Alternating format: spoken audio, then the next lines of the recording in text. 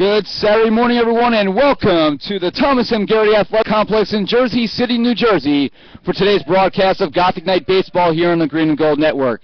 Today, it's the 27th ranked Monks of St. Joseph's College of Maine taking on your Gothic Knights, entering with a record of 6-5 as we play the first of a 3-game weekend series live in Jersey City. We'll give you the starting lineups in a moment. It's Wendell Rodriguez, first pitch of the game against Nate Martin, and it's a called ball.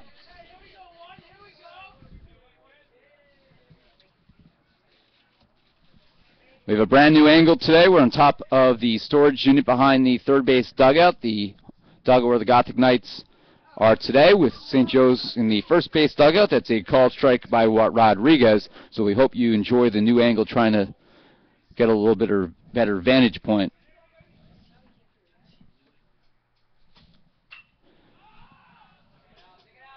In the air, calling everyone off, Martucci in shallow left for the first out.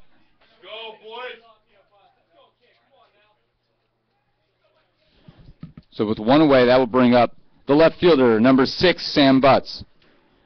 Batting order today for St. Joe's. It is Nate Martin leading off and playing center field. He was just retired. Sam Butts batting second and playing left, with the reigning GNAC Rookie of the Week, Joe Coyne, the DH, and batting third. Mike Pratt is the first baseman and cleanup hitter, with Alex Lawrence, the right fielder, batting fifth. Nick Lops catches in game one, bats sixth. It's called strike. Lincoln Sanborn, son of the head coach Will Sanborn, the third baseman, batting seventh. Dan Acorn, the shortstop, batting eighth, and Brandon Chase at second, batting ninth. Pitching today will be Tyler LaVerriere. For the Gothic Knights defensively, Wendell Rodriguez, who was absolutely awesome last week, getting the start, and we'll tell you about Wendell's week. It's hit in the air to right field, coming in, and unable to make the catch is Wagner. It rolls by him and all the way to the wall. Butts rounds second, goes to third, and he'll be there with a stand-up triple.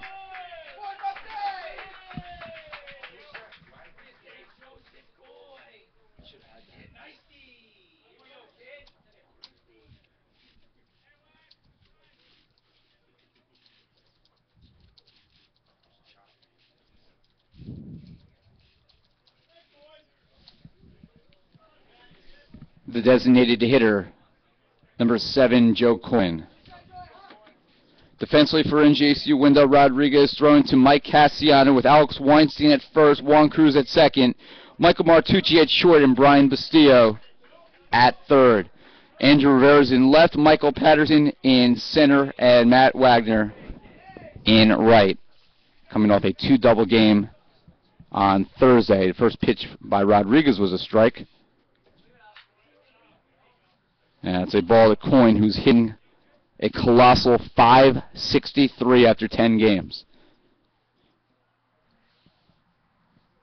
Stephen Callahan is the home plate umpire. Joe Wadika in the field, two experienced umpires in this one. Popped in the air. Coming in quickly is Patterson. Cruz backs up and makes the catch. Faking the tag was Butts, but no way is going to challenge the arm of Cruz there, who runs the ball back in and hands it to Wendell Rodriguez. So big second out there negates the potential for a sacrifice fly, and that brings up the first baseman, number 15, Mike Pratt. Good morning, everyone. I'm Ira Thor, Sports Information Director here at NJCU, and thanks for watching today's first game of our doubleheader. The broadcast for this entire weekend will depend on the weather. There's a threat of rain, and obviously we can't have a camera outside in the rain. So if the weather does deteriorate, we will potentially have to cut off the broadcast. But right now, sunny skies. Light breeze, about 60 degrees here in Jersey City. Hitting the air to left field, but it's sailing foul, and it is foul by about 5 feet for strike 2. St. Joe's, on their way down from Standish, Maine, yesterday had a game in Bristol, Rhode Island against Roger Williams University. They prevailed there 3-2, but then they got stuck in the dreaded New York City Friday night traffic and did not get to their hotel in New Jersey till 1 o'clock in the morning. And you legally have to have 8 hours of sleep, as that's poked through the right side of the infield for a base hit by Pratt, scoring Butts, and it's a 1-0 lead as he pokes a 0-2 curveball into right field for an RBI.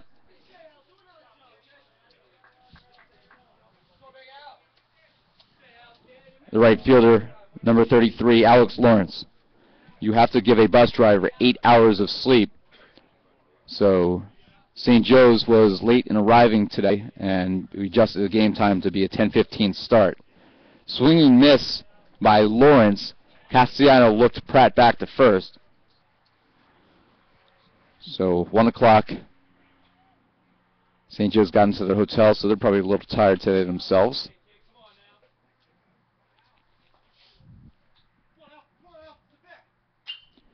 In the air to right center, and on a bounce, Mike Patterson will have to handle it. It's a 2-out base hit. Back-to-back singles here for the Monks.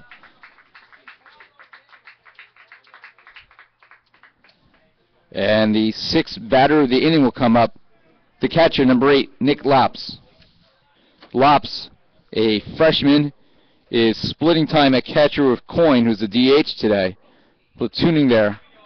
And Coyne will be in the lineup every day regardless. Whether he's catching or DHing, he will be out there. Going to try to get Lops going here as well for the Monks as Wendell Rodriguez steps off. 3 hits, 1 run scored here in the top of the first for St. Joe's. These are 9-inning games today. Most non-conference games are 7-inning, but these will be 9-inning games as agreed upon by both head coaches. This is the 4th year in a row that St. Joe's has come down to NJCU for a weekend series. It will be the 3rd time that the weekend series is a 3-game series.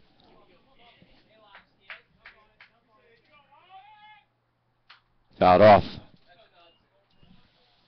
St. Joe's leads the all-time series 7-1, but 6 of the 8 games have been decided by 3 runs or less. So it's been a very competitive series, although St. Joe's does have the edge in W's. There's also 1 game that was decided by 5. Only 1 game was lopsided. That's off the plate. 1 ball and 2 strikes.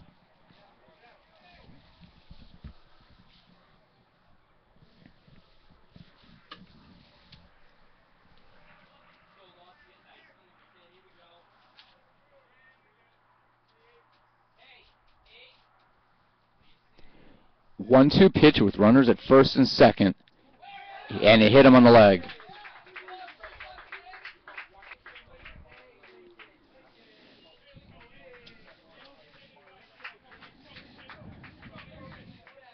And the bases are loaded, and that will bring up the 3rd baseman, number 44, Lincoln Sanborn. Sanborn, the son of head coach Will Sanborn, is a sophomore from Standish, Maine. He transferred to his father's team this year after playing last year at Division I St. John's University in New York in the Big East.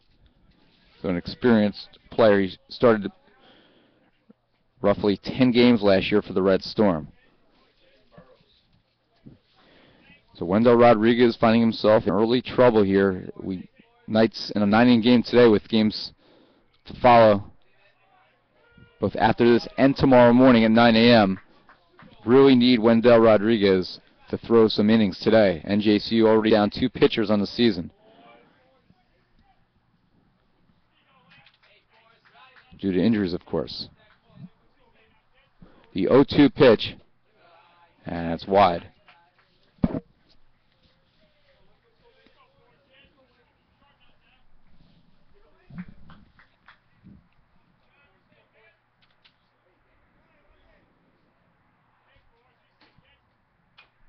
Chopper hits him in the box, foul ball.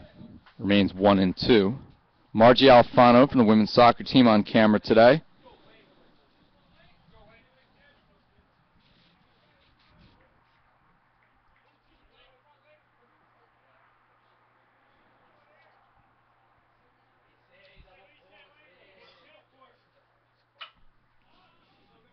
In the air, left center, Patterson coming over, and he makes the catch to end the inning and leave the bases loaded. So a fly ball out. Retires the side, but not before St. Joe's strikes first. 1 run on 3 hits. Bases left full of monks. We head to the bottom of the first inning.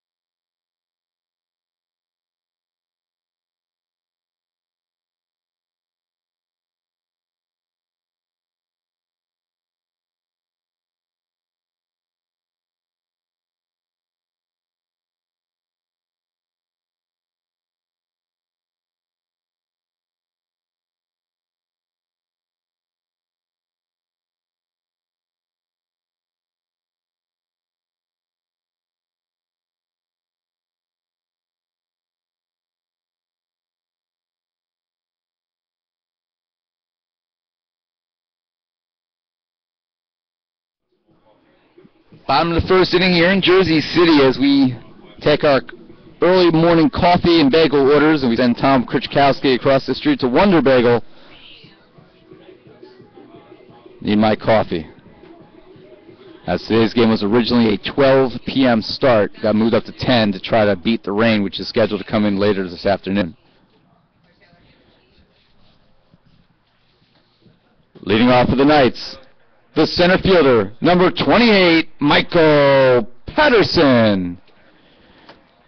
Mike Patterson will lead off today and play center field with Andrew Rivera batting second and playing left. Michael Martucci is the shortstop batting third. Alex Weinstein, the cleanup hitter and first baseman. Rob Roman, who is 5 hits in his last 5 at-bats, is the DH batting fifth, with Juan Cruz playing second base and batting sixth. Matt Wagner, the right fielder, bats seventh, with Mike Cassiano batting eighth. And Brian Basilio, the third baseman, batting ninth.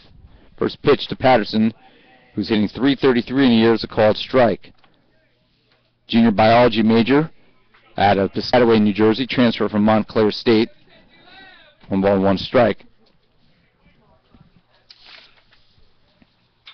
That's fouled away.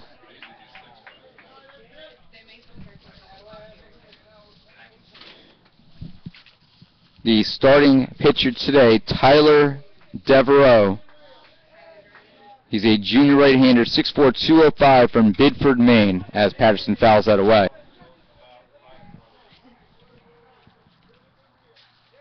And LaVerriere worked himself back from an injury over the summer. And he had a 5-inning no-hitter last season against Norwich University. Just off the plate. And it's 2-2. On the season, this is his first start, his 5th appearance overall in 4.1 innings. He's allowed 2 runs, 1 was earned, and 5 hits. That's a called strike. 3 on the outside corner. And he's the second strikeout victim of the year for Devereaux, who's not walked a batter yet. He comes in with a 2.08 ERA. The left fielder, number 1, Andrew Rivera.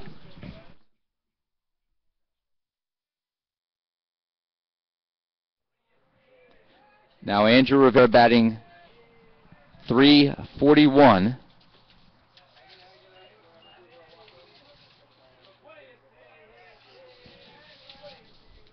And takes a ball 1. Rivera,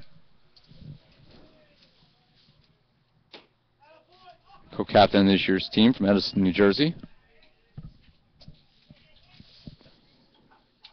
He's got 15 hits and 44 at-bats, 3 doubles, 8 RBIs, and 7 runs scored.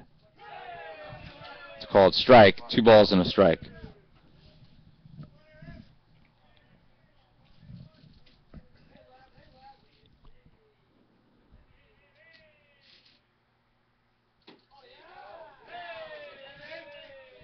Two balls and 2 strikes, as that's at the knees of Rivera.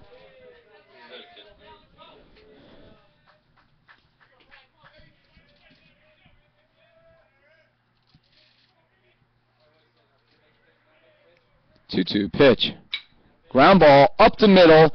Diving is Acorn. He's not going to be able to make a play. The speedy Rivera gets down the first base line quickly.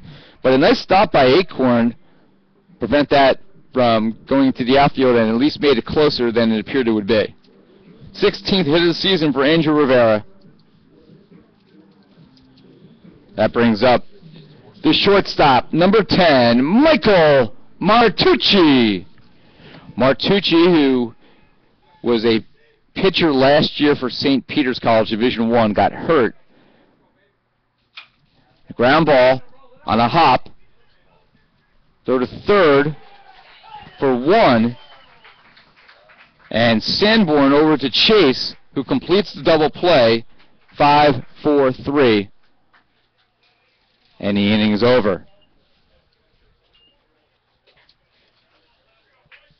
So Martucci on the first pitch hits into a double play. Rivera was retired. And the first inning comes to a close. No runs, 1 hit, nobody left on.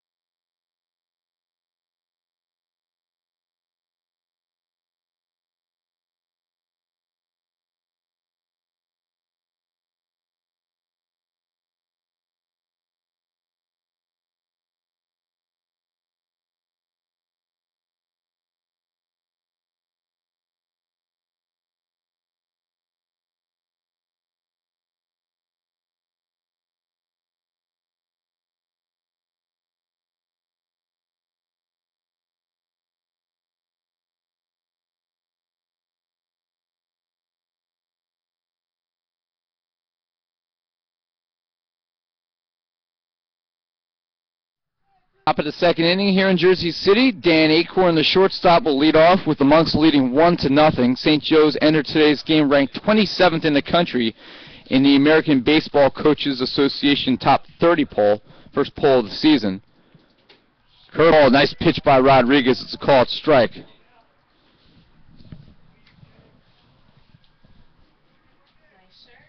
First of 2 today. Both games are 9 innings. Tomorrow's game has been moved up. Will begin at 9 a.m. In the air, left center field carrying. Patterson over, glove up, and makes the catch in stride.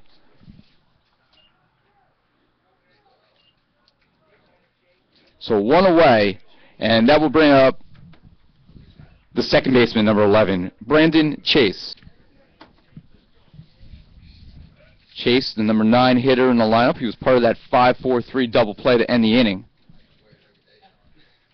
Swing and a miss.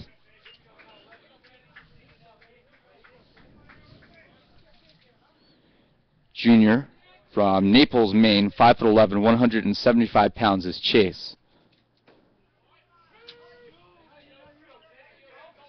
That's a called strike 0-2. He struggled last year, hit below 200. But he's recovered, is hitting .333 as a sophomore here for the Monks. Just low. St. Joe's is the second of 4 defending conference champions that the God Knights will play this year. The first was Rhode Island College, a team NJCU defeated 10-1 on March 12th down in Florida. They were defending Little East Conference champions. As that's in the dirt, ball 2. St. Joe's as Mike Cassiano's throw to Wendell Rodriguez. Not even close. St. Joe's is the perennial top team in the Great Northeast Athletic Conference, the GNAC. They're an NCAA team almost every year. That's hit through the left side of the infield for a base hit. 4th hit allowed by Rodriguez, the 3rd single.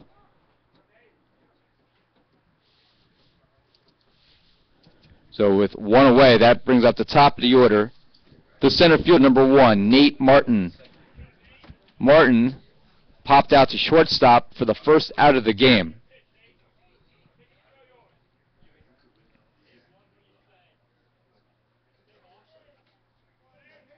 Throw to first, and diving back in safely is Chase.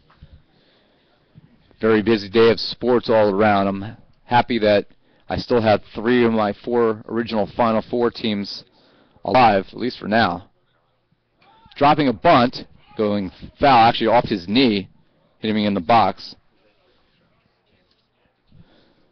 My original Final Four this year was Kansas, Baylor, Missouri, who was done. It was done right away, and Syracuse, with Kansas playing Baylor in the final. So I still have a chance after making a lot of lousy picks in the early going.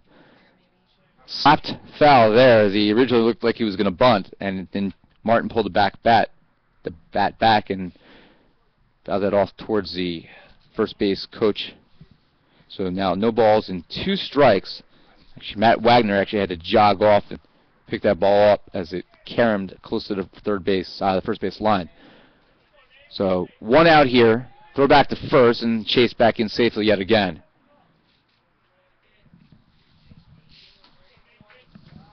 As a team this year, NJCU has stolen 22 bases, its opponent's 16, but they've only been caught once. Another base hit through the left side of the infield. Back-to-back singles after the first out was recorded. And with 2 strikes, Martin able to place that nicely between the shortstop and third baseman. And that's going to bring up Butts, who tripled and scored. The left fielder, number 6, Sam Butts. Butts tripled to right field. Matt Wagner dove to try to make a catch, and it caromed past him and all the way to the wall. That's a call strike. It's one of those plays where if you're going to see an inside the park home run at this field, that is where it happened. No balls and 1 strike. Martin at first, Chase at second. St. Joe's already leading 1-0 in game 1. And that's hit just foul of first base.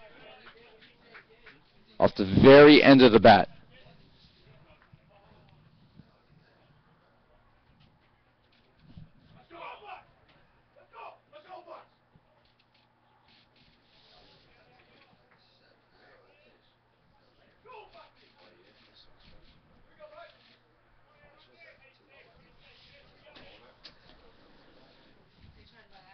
Fouled off yet again.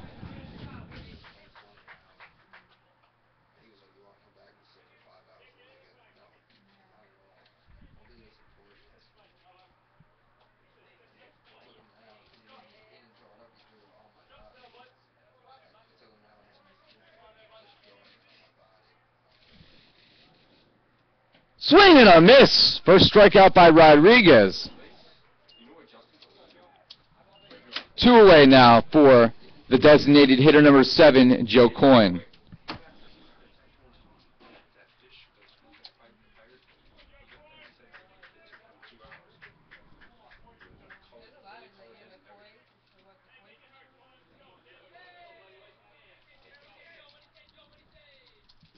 That's in the dirt, blocked by Cassiano.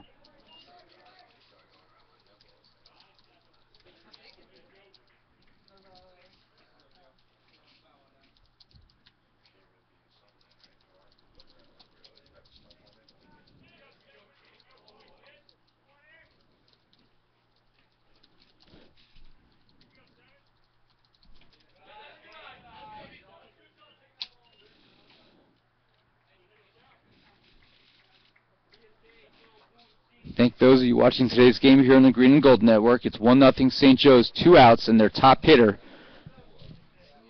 Joe Coyne, now with a 2-ball count. Chance to try to give the Monks a few more runs here. St. Joe's scored 3 yesterday. They had a 3-0 lead before Roger Williams scored twice in the 8th inning. Throw back to second base, and Martucci could not handle, popped out of his glove, but it wouldn't have mattered. Chase was safe anyway.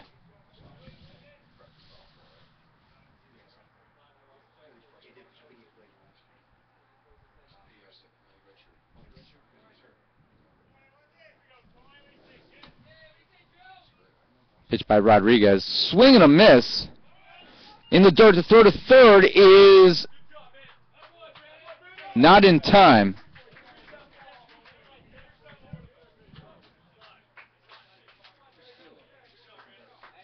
On the pass ball, everyone advances.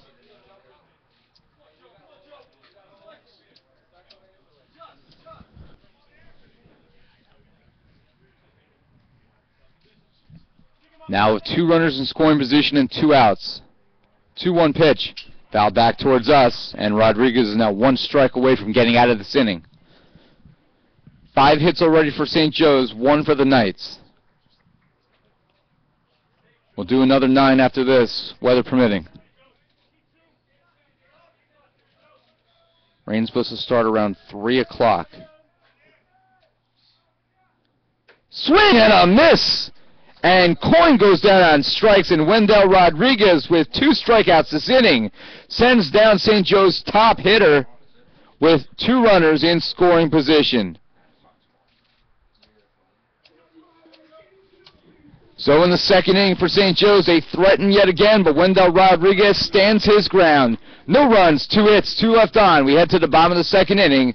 In game 1, St. Joe's leading 1-0.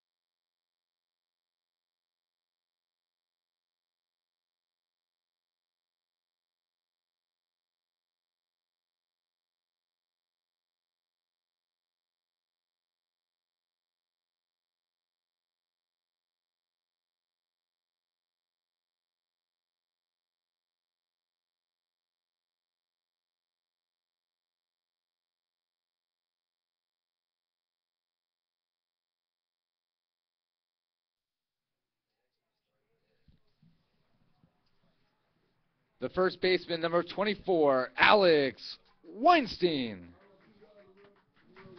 So Alex Weinstein with his first at bat of the game will be the 4, 5, and 6 hitters for NJCU. Weinstein, Roman, and Cruz. Weinstein hitting .314 on the season. Still the only home run for the team this year. NJCU has not hit a triple yet.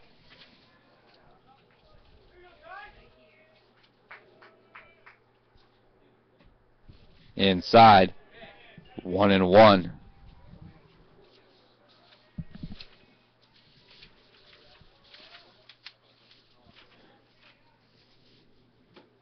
That is high, 2-1. NJCU with 20 extra base hits overall, 19 doubles, and 1 home run. Weinstein's missed home runs by just feet twice. That's fouled away, both in Florida.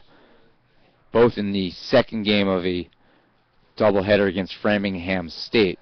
In fact, one fly ball he had, the outfielder, the left fielder, made a catch with his back pressed up against the wall.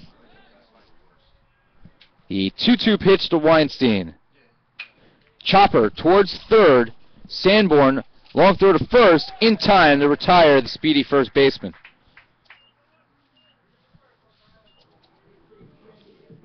The designated hitter, number 11, Rob Roman. Rob Roman coming to the plate. His average has skyrocketed in the recent weeks, especially in the last 3 games. He's now hitting .371 overall, 13 for 35, and he's had 5 hits in 5 consecutive plate appearances. He was 3 for 3 in the win over the St. Joe's Brooklyn Bears. Ground ball towards short. Acorn, backhand, will not have a throw.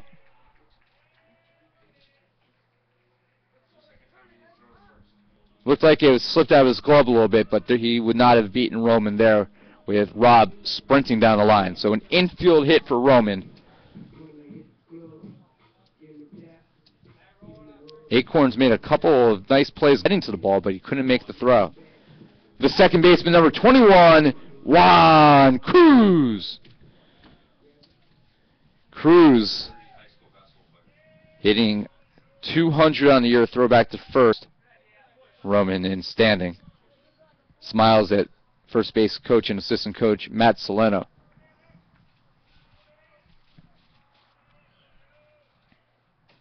inside, brushes back Cruz.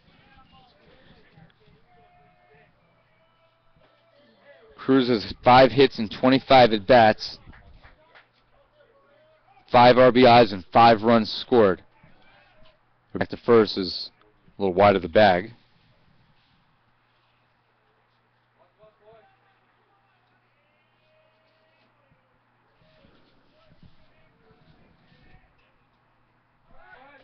High. Roman steals second, and the throw goes into center field, but it's backed up by Nate Martin, so Roman unable to advance. And for Rob Roman, that is his first steal of the year, first opportunity.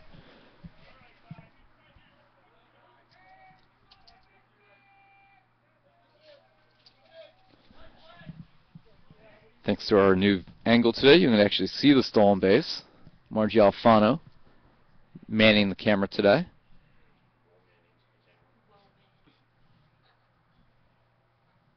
And that's a base hit through the right side. No! The second baseman at the last second comes in as that ball died off the bat. It looked like that had plenty to beat the second baseman, Brandon Chase, but the ball died. It's good enough to advance Roman to third, but Cruz denied the hit. A great play by Brandon Chase in the right side hole there.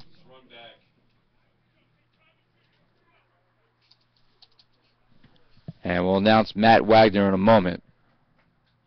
But we won't because he swings at the first pitch. And a high hop off the grass as Matt Wagner with the single there. He would have had the RBI regardless, but he gets a gift hit. That was the right fielder, Matt Wagner.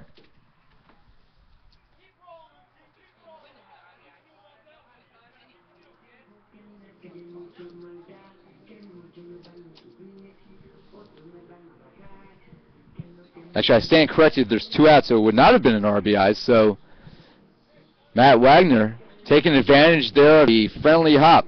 The catcher, number 41, Mike Cassiano. Cassiano hitting 167 in the year.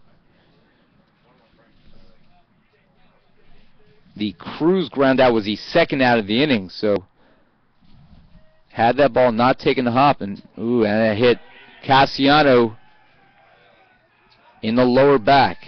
Had that ball not taken that hop, the Gothic Knights would not have tied this game at 1-1.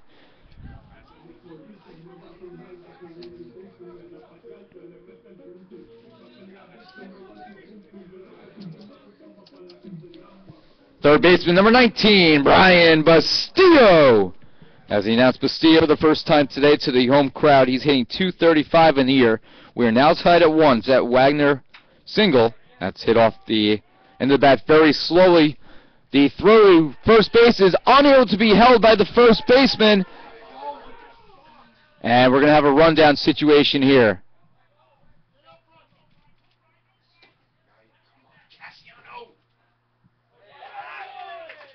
And we'll sort this out in a second as the inning comes to a close.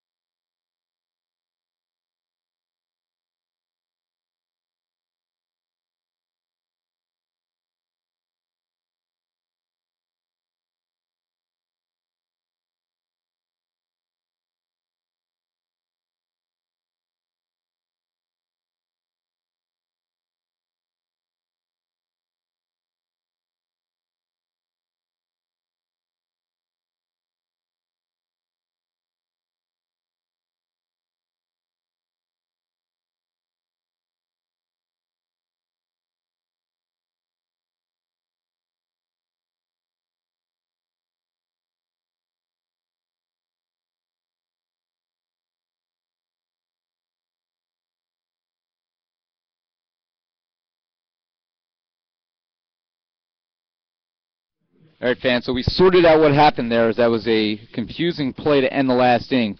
The Bastillo error allowed him to reach.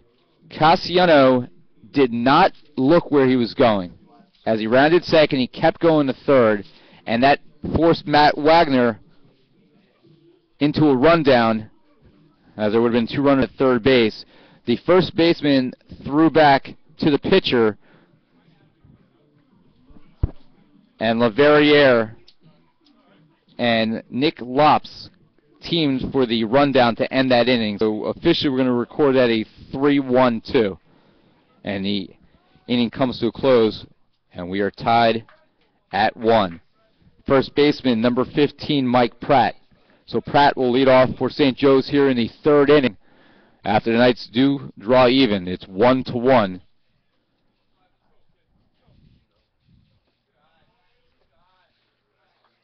This is the 2nd-ranked team the Knights have faced this year. Tuesday of this week, they took on Newman University, which came in with the longest winning streak in the country.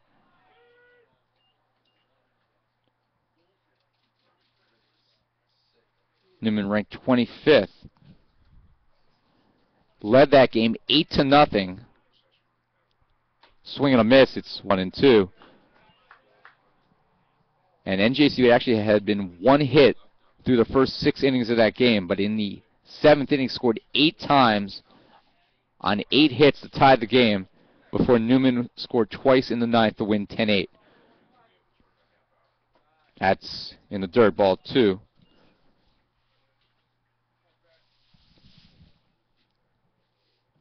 Tough loss there for the Knights on Tuesday. A game that you would feel in previous years, NJCU would not have been able to have the wherewithal to come back. You sense this year there's just a different attitude with the team.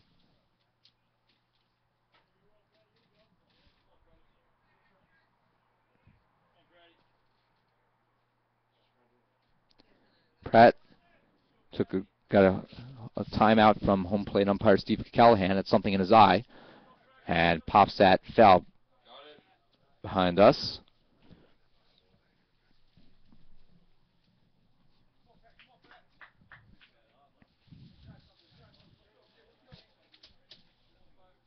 Got the bagel and coffee. Thank you, Tom Krichkowski. Hit in the air, down the left field line, hooking foul.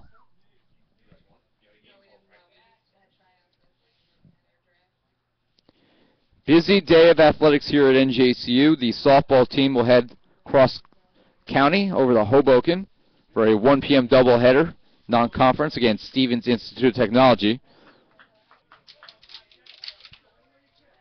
Men's volleyball left yesterday afternoon. They're up in Beverly, Massachusetts in the Endicott College Invitational, and Pratt asked for time.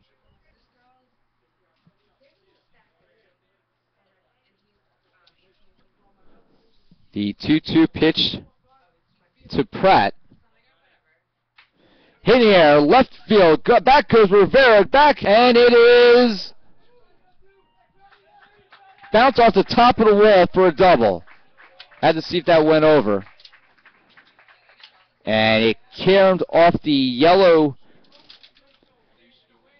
mesh that goes around the top of it and stayed in play. We're very able to field it, but it's a double for Pratt as he successfully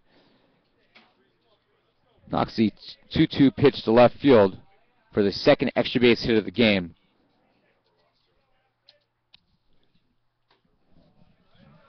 The right fielder, number 33, Alex Lawrence. Lawrence, the number 5 hitter in the lineup, singled in his first at-bat in the first inning. Go ahead run at second base, nobody out. Ground ball, second base, right at Cruz, throw to first in time, but Pratt advances to third.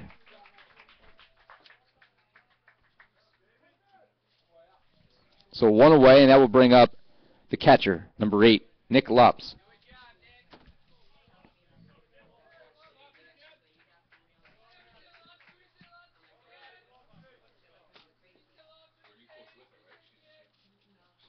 Men's volleyball is taking on the 8th-ranked Massachusetts Institute of Technology, MIT. That starts at noon, and we'll play a second match today against SUNY IT at 2 p.m. Tomorrow they have 10th-ranked Riviera College for the second time in a week. And Johnson Wales. Ground ball to second. That should score a run. Cruz bobbled, regathered, and throws to first for the second out. But Pratt, who doubled, scores to give St. Joe's a 2-1 lead.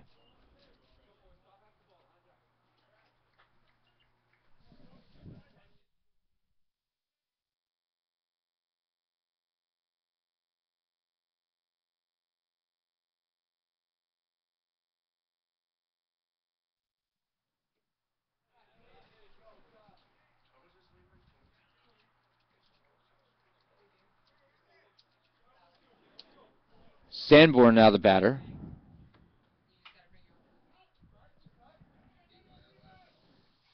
Third baseman, number 44, Lincoln Sanborn.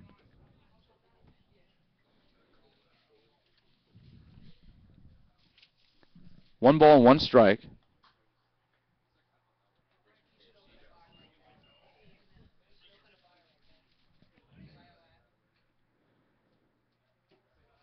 That's low. 2-1. The bowling team, as we speak, is competing at the NEC Championship, the Northeast Conference Championship in Reading, Pennsylvania. And that hits Sanborn. They're saying he stepped into it.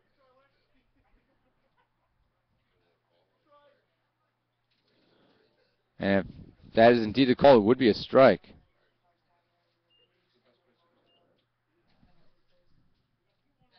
That's 2-1, saying no pitch.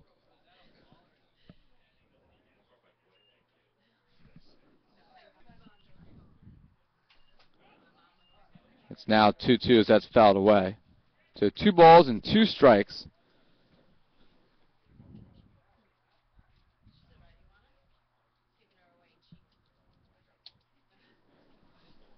Two away here, 1 run home. St. Joe's has a 2-1 lead. The pitch, ground ball over to Cruz. Easy play for him, and the inning comes to a close. But St. Joe's regains a 2-1 lead. A leadoff double. And St. Joe's capitalizes. It's 2-1. We head to the bottom of the third.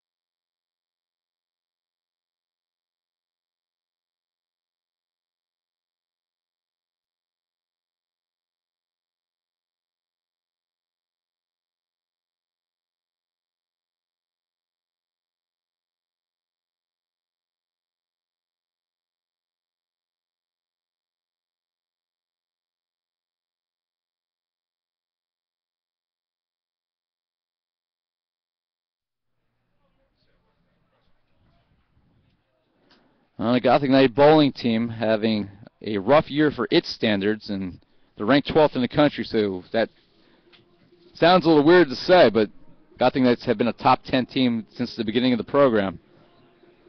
But good news is they defeated Kutztown University. We'll give you an update on that in a moment here. Leading off for the Knights, the center fielder, number 28, Michael Patterson.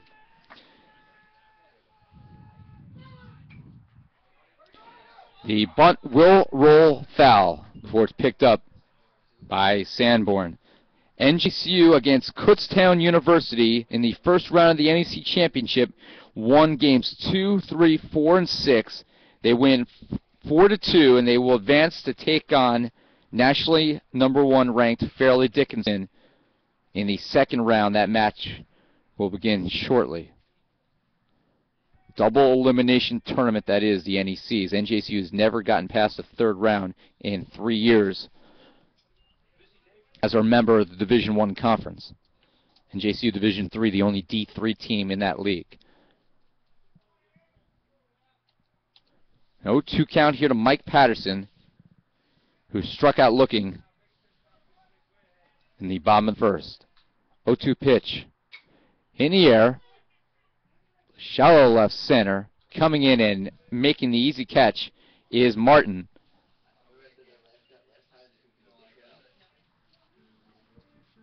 The left fielder, number 1, Andrew Rivera. Rivera, who singled in the first inning, up with 1 away.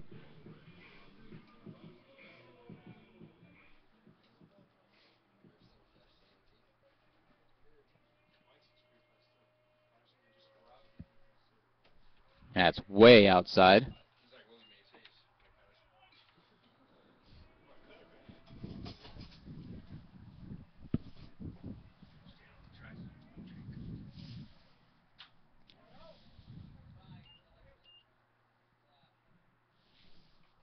One ball and 1 strike. I'm going to quickly try to update the NJCU website for the bowling fans and try to get the game scores. That's low.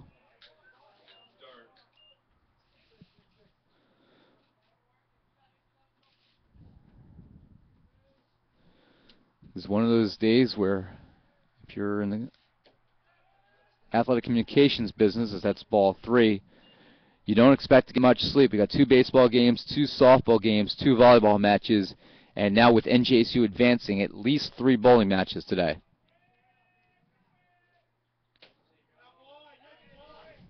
As they call it, strike. But if you're winning, it makes it all a little more worthwhile.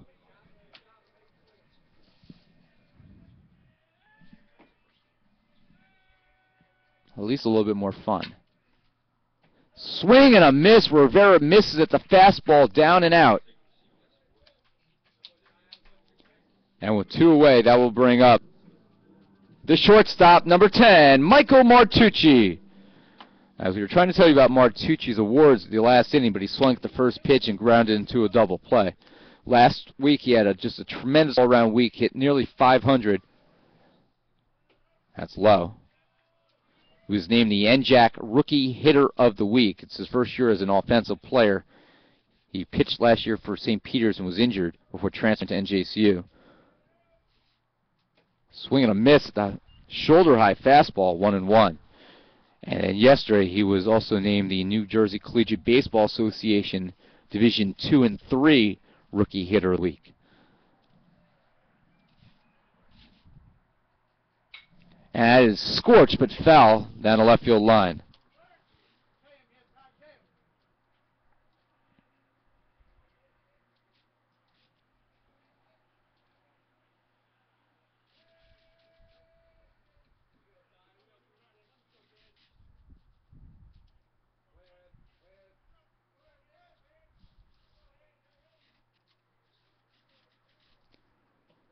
That's low.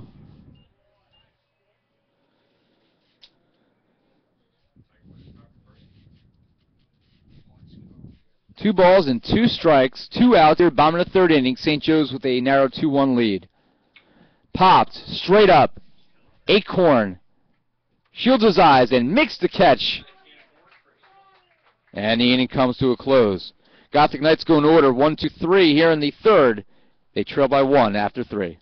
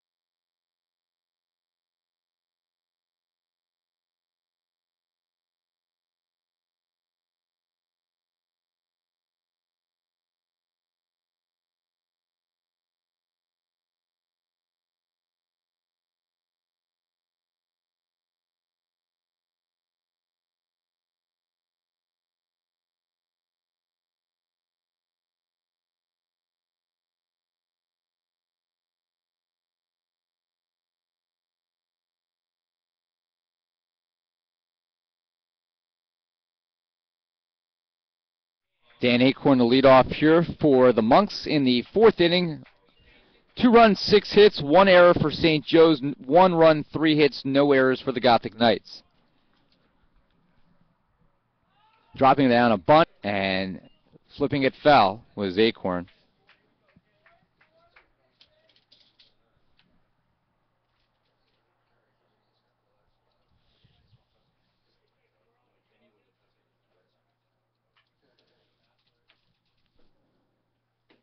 That's a fastball for a called strike.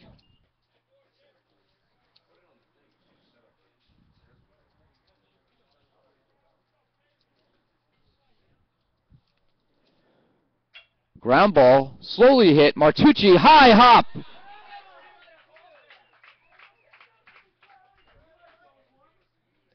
And Acorn, who was abused by the high hop for a hit defensively, gets one back. A single for Acorn. That is a crazy hop there, and it's now happened twice.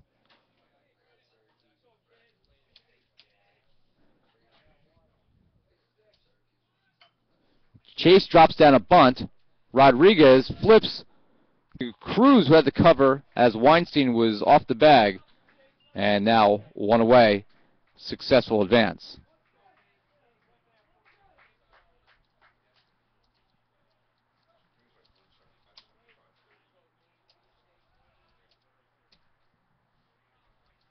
So the sacrifice bunt advances Acorn to second base. Center fielder number 1, Nate Martin. Martin at the plate. He's 1 for 2 with a single. In the air, right field. Wagner underneath it makes the catch.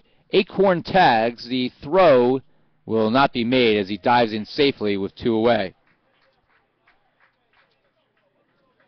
So Martin flies out. Acorn at second with 2 out, and that will bring out the left fielder, number 6, Sam Butts. Butts is 1 for 2 today. He struck out swinging in his last plate appearance after tripling and scoring in the first. 7 hits for the Monks.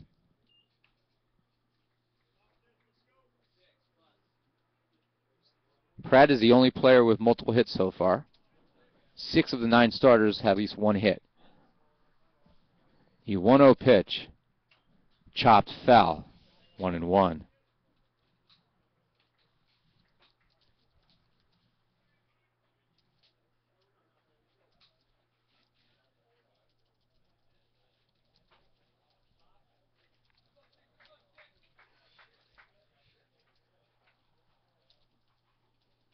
Swing and a miss, and it's 1-2.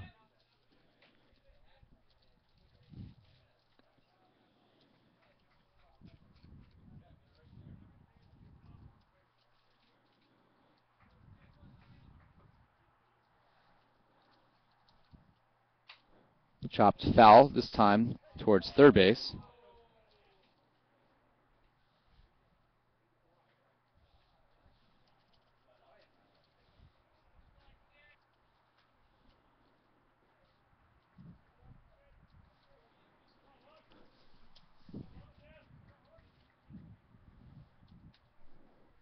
Runner at third, 2 away. The pitch by Rodriguez fouled off again.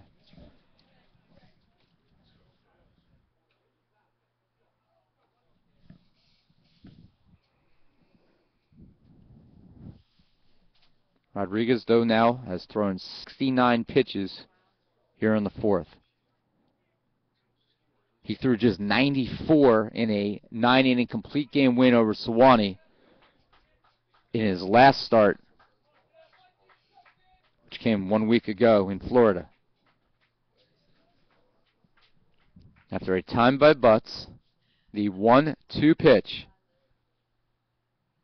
Ground ball, the third. Weinstein will take it to the bag himself, steps on the bag for the 3rd out. And once again, St. Joe's threatens, but cannot take advantage. 4th inning, no runs, 1 hit, 1 left. We head to the bottom of the 4th. It's 2-1.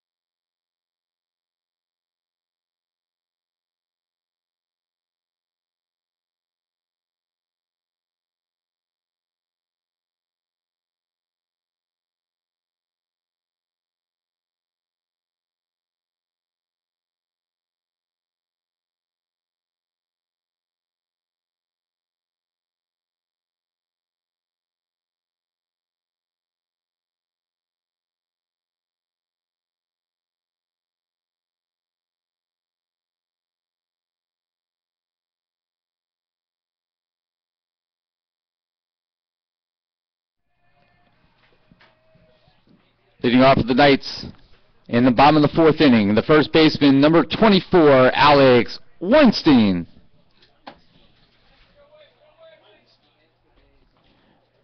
Weinstein leading off. He'll be followed by Roman and Cruz, the 4, 5, and 6 hitters, as NJCU went in order in the first and third. Ground ball right to Sanborn. Throws across the diamond. 1 pitch, 1 away. We talked about the pitch count for Rodriguez in the last inning. In contrast, that was just pitch number 39 for LaVerriere. 1 away, that'll bring up the designated hitter, number 11, Rob Roman. Roman now with 6 consecutive hits. It's not really a category where we keep a record at NJCU. It'd be very difficult to do so. You would basically have to go back to every box score ever kept in the history of the program, and it would take forever to figure it out, but that's fouled out. And it's 0-2. Hitting streaks are tough enough to figure out, but this is a category that it's just impossible to figure out. There's so many possible stats in baseball that's in the dirt.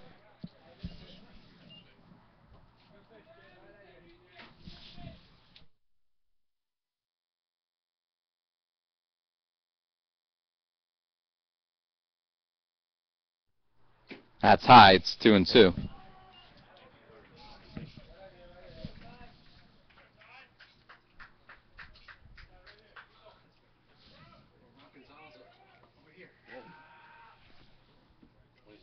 Ground ball towards second base. Chase is there. The throw to first is in time, and that ends Rob Roman's consecutive hit streak. That's 6 straight at-bats. So 2 away for the second baseman, Juan Cruz. The second baseman, number 21, Juan Cruz.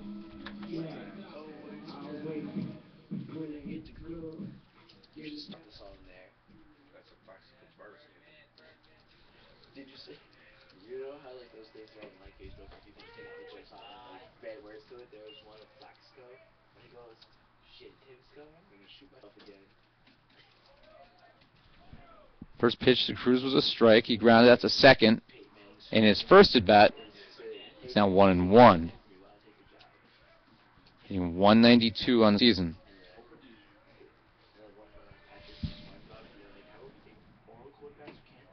Inside, and he got tied up. And on the strike swing, it's now 1-2. LaVerriere pitch, ground ball on the hop, handled by Sanborn. Throw across the diamond is in time. And the Knights once again are retired in order. On the second ground out to third this inning, and the third straight ground out overall. After the Knights go 1, 2, 3, we head to the fifth. It's 2-1 St. Joe's.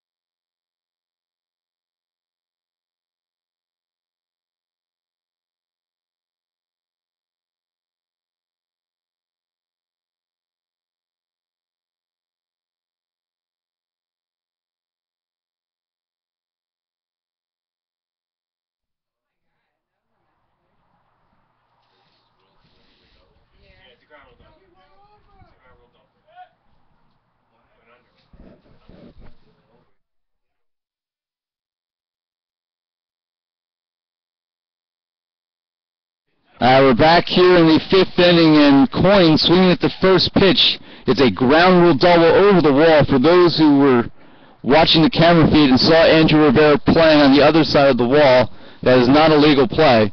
You cannot feel the ball once it goes over, so it is a ground rule leadoff double by Coyne. First baseman number 15, Mike Pratt.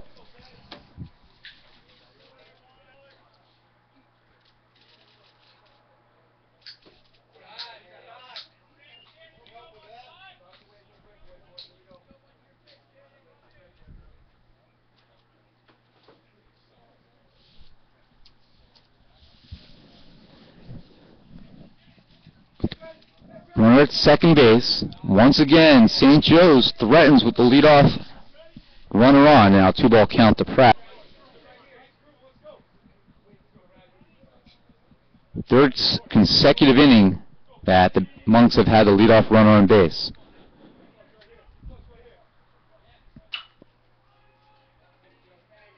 Center field Mike Patterson retreats and makes the catch. The tag was faked there by Coyne. And Ryan Bastillo at third base, as the throw got by the cutoff man Martucci, but he's there a little backed up, does Bastillo.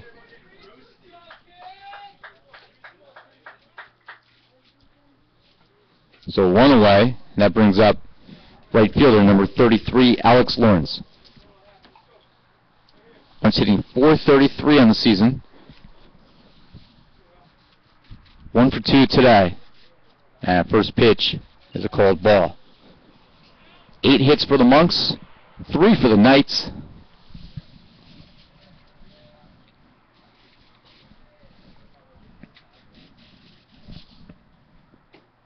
That's a called strike, 1-1.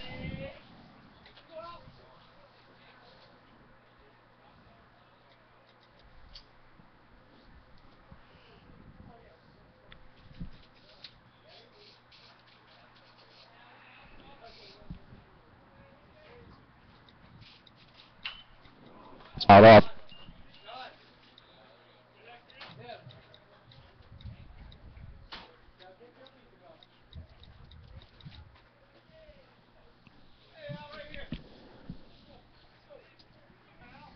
So 1-2 pitch.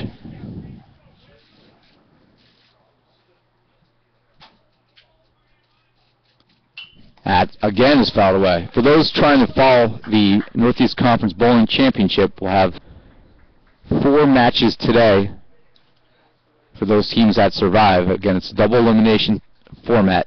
Top-ranked FDU, second-seeded Sacred Heart, along with NJCU, have advanced. A swing and a miss.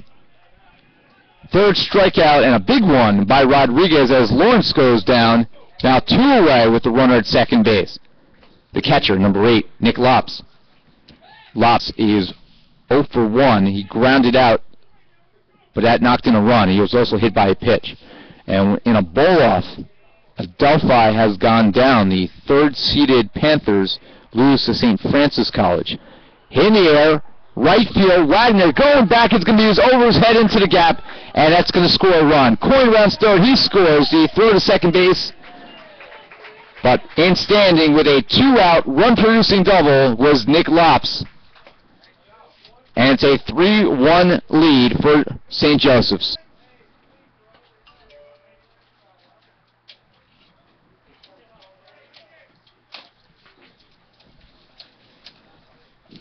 Third baseman, number 44, Lincoln Sanborn. Sanborn with a runner in scoring position. He's 0 for 2 today. Just 1 RBI in the season as Mike Cassiano goes out to have a conversation with Wendell Rodriguez. Now 5 for 25 in the year, 7 runs scored.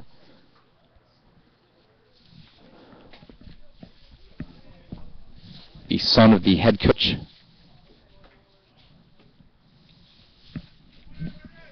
For those who want to follow the championship, the only live way to do so is through the Northeast Conference's Twitter account. The handle is @NEC Bowl. Curveball's a called strike. 1-1.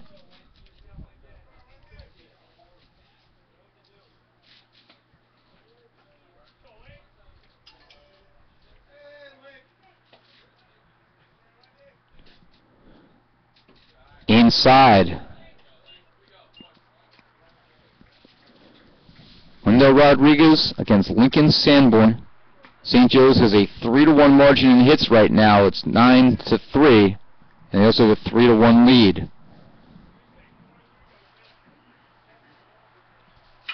Hitting as Sofield Patterson going back into the gap, and he's not going to get there in time, and it comes against the wall. Lop scores, and Sanborn gets the job done. His second RBI of the season, and two-out runs here in the top of the fifth, and St. Joe's has widened the gap a little bit, and that will bring out pitching coach Nick Cesar for a conversation.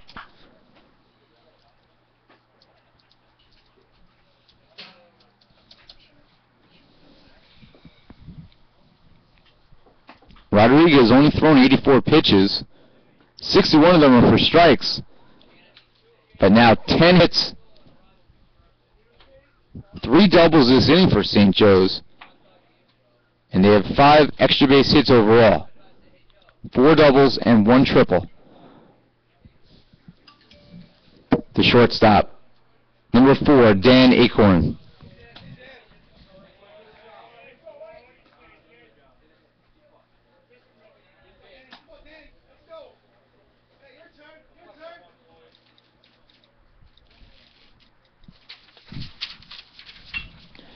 Cruz on the line drive, snags it before it hits the turf. And that does finally end the inning. But not before St. Joe's scores twice and 3 doubles. They leave 1 on. We head to the bottom of the fifth. It's 4-1 St. Joe's.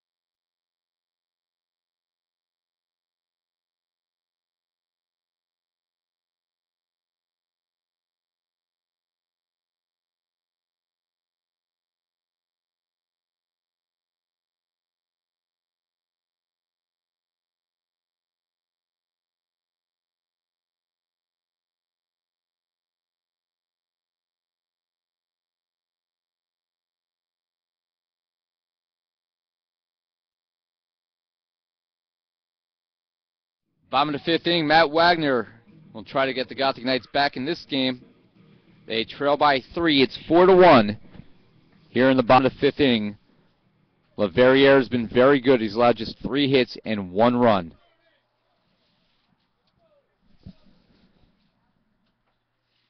Inside, and unable to be held by the catcher, as Wagner had to suck in his gut there to avoid being hit.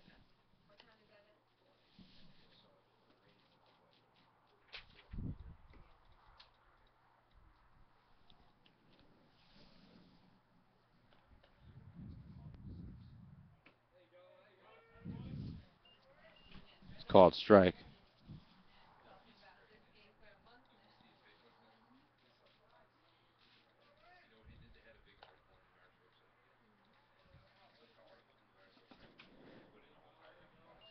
It's chopped foul 1 and 2.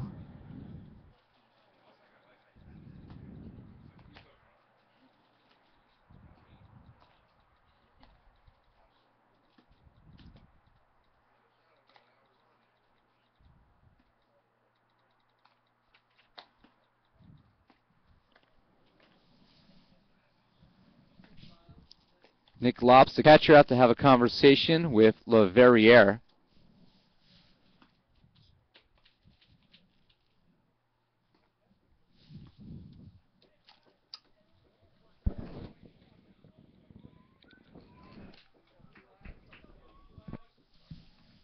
The 1-2 pitch inside.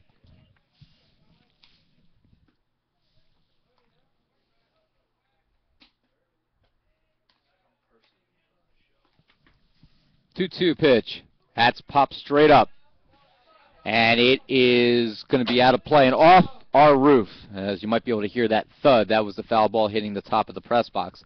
Nick Lops gave it a look, but the ball's behind us somewhere.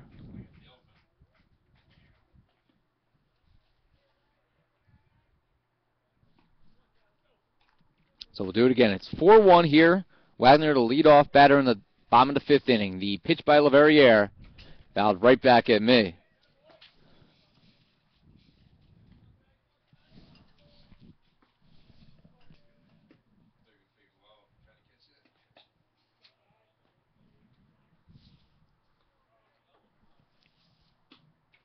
Foul tip on the seventh pitch of the at-bat. And Wagner stays alive. Wagner, who had 2 doubles in the win against St. Joe's of Brooklyn on Thursday, now has 3 doubles on the year. He's 4th on the team in hitting, batting .348, 8 hits in 23 bats coming in, and a swing and a miss as Wagner goes down. The catcher, number 41, Mike Cassiano. Cassiano was hit by a pitch in the second inning. He'll be followed by Brian Bastillo.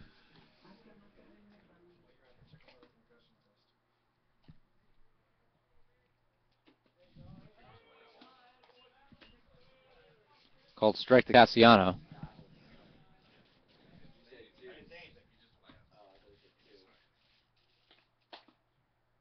Swing and a miss. He's out in front of that one, and it's 0-2.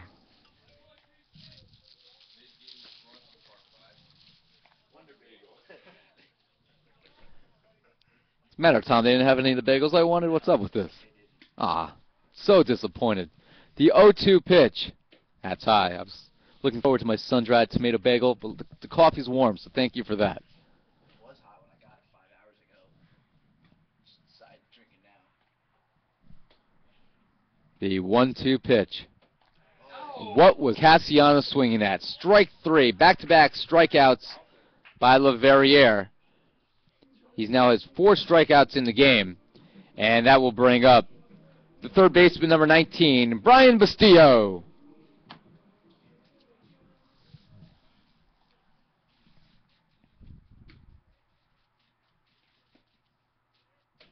Bastillo reached on an error by the first baseman on a ball that popped out of his glove first base, but it went for naught as Cassiano, as that is hit to left field for a base hit and down the left field line and into the corner. Bastillo around first on his way to second, and have a stand-up 2-out double.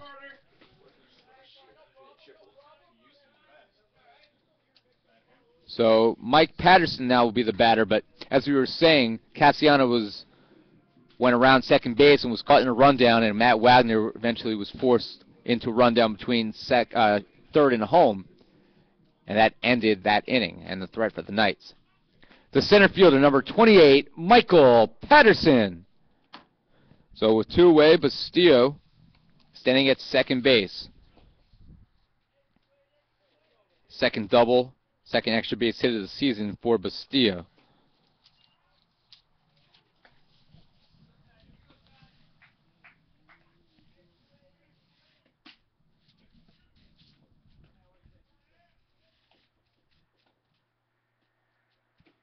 Fastball right down the middle. It's called strike.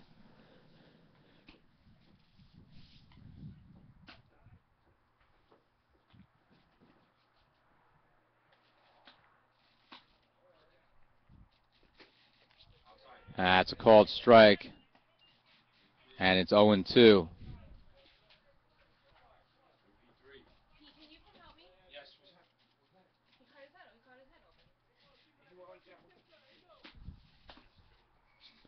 The 0-2 pitch, that's low.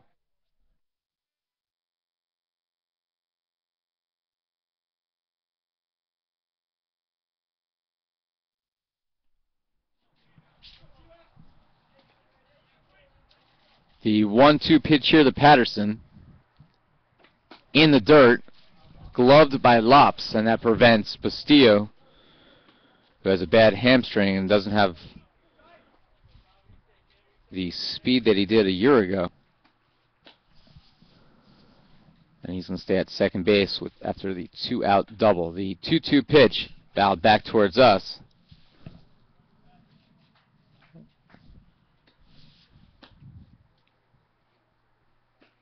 Gathering that women's bowling team will play FDU momentarily. That match is scheduled to begin at 11:40. FDU ranked #1 in the country much this season. That's off the plate. It's 3-2. The Knights actually owned FDU last year, winning 6 times when FDU was ranked #1 in the country. Have not defeated FDU yet this year. Double elimination format is that Northeast Conference Championship. 3-2 pitch, foul tip.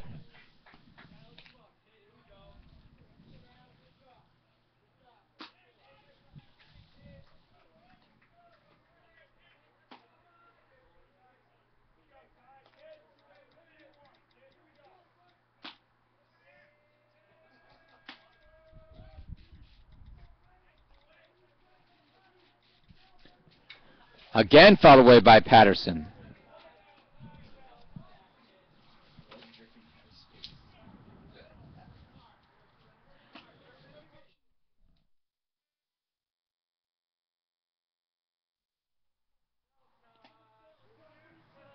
Three balls and 2 strikes.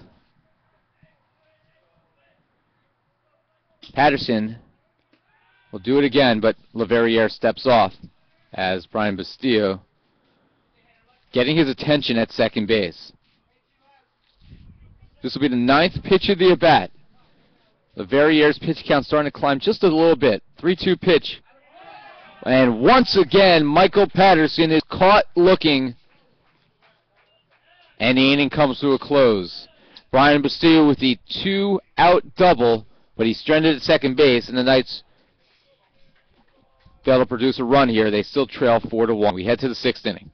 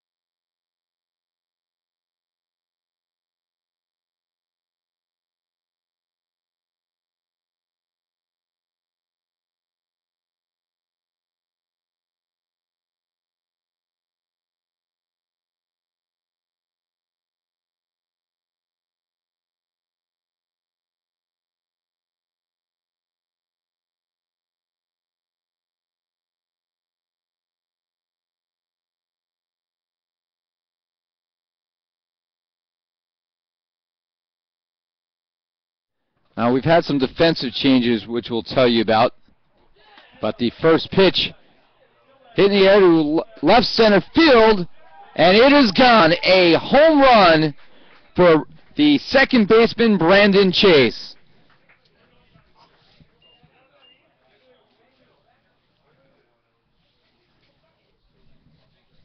That was the second baseman, Brandon Chase.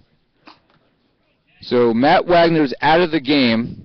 Pete Senizin will take his place in the lineup, and Juan Cruz will shift from second to right field. We'll explain why in a second.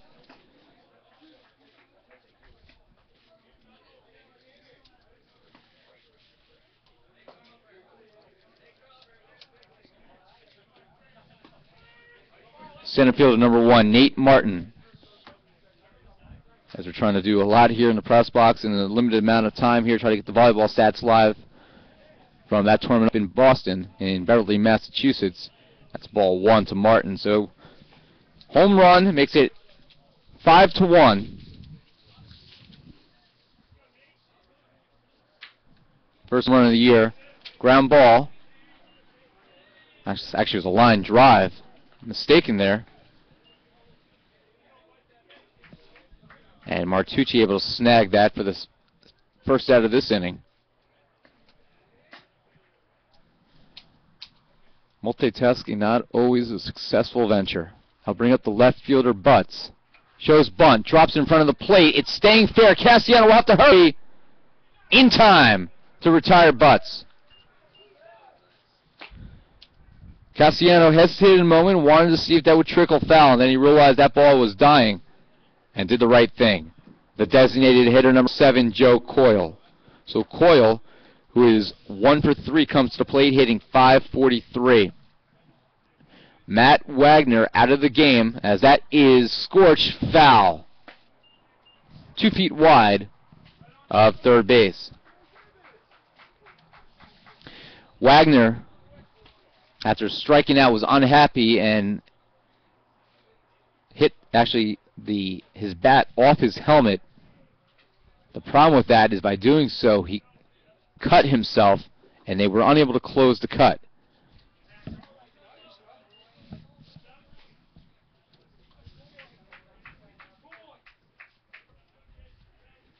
So Pete Sendezen's in the game, and Juan Cruz is the new right fielder, shifting from second base.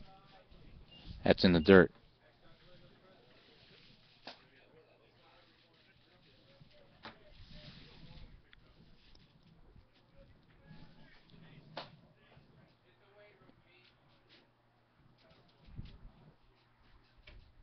Off the plate, it's 2-2. So that's one way to get yourself out of the game.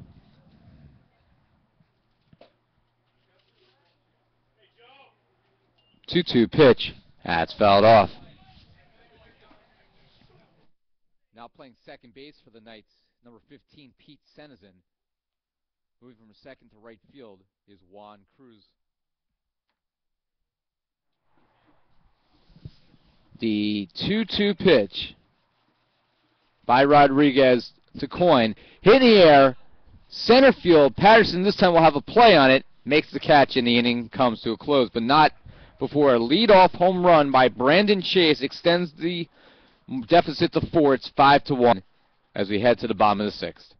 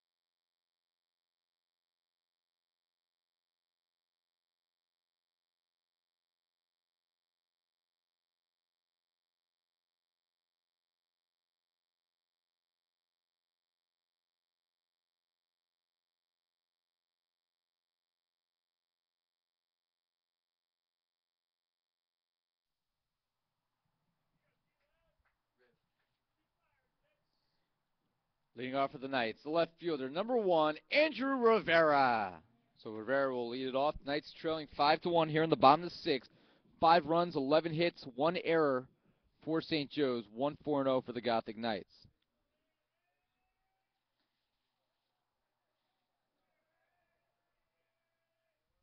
And first pitch is a called strike.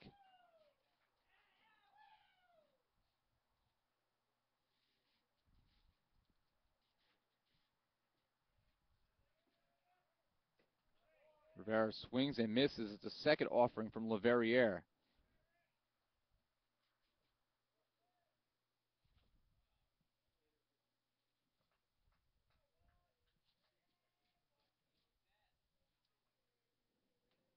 Oh, 2 pitch outside.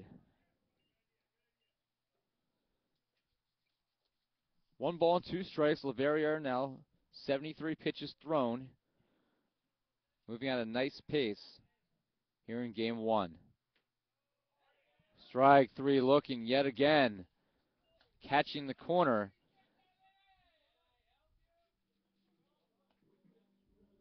6 strikeout by LeVerrier. Half of them caught looking. Shortstop number 10, Michael Martucci. So Martucci hitting .380. He's 0 for 2 today. Ground ball towards second base. Chase is there. He'll have an easy play. And the Gothic Knights now with 2 away. And that will bring up Weinstein.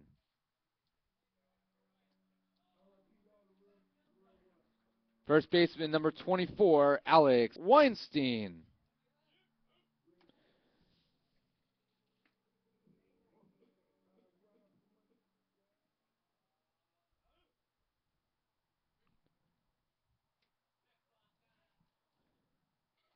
LeVerrier has now retired.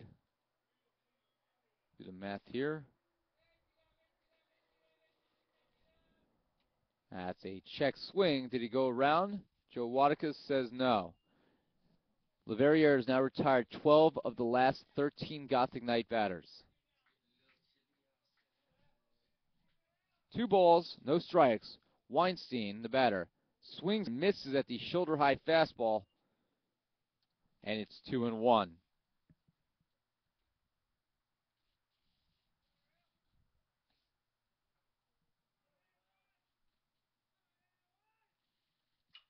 Ground ball, gloved by Sanborn. Throw to first, low, but it's pulled out by Pratt, and the inning comes to a close. Now 13 of the last 14 have been retired. 6th inning, Gothic Knights go in order. We get to the 7th. It's 5-1 St. Joe's.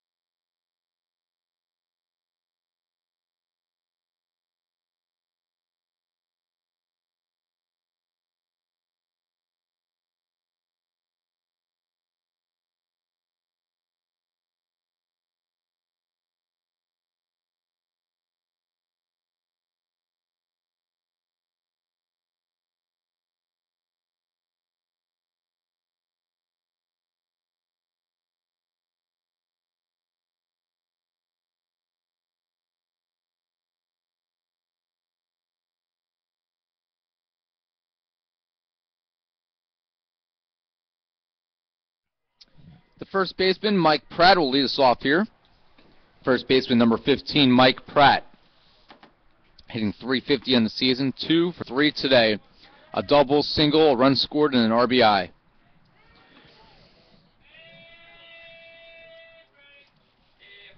Rodriguez thrown 97 pitches, 71 for strikes, so a good ratio, but he's losing on the scoreboard.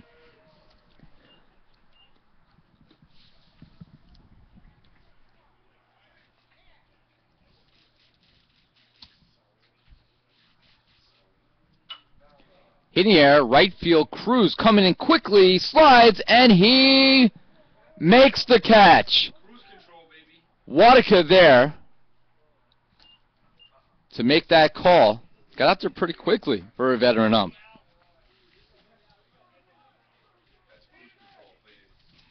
With 1 away, that brings up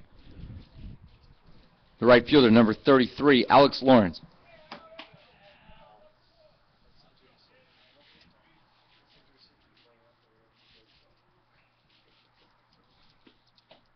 #100th pitch by Wendell Rodriguez is a ball.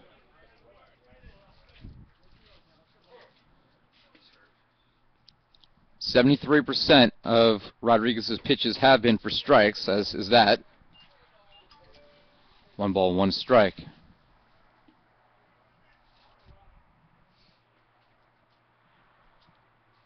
That's fouled away. It's 1-2.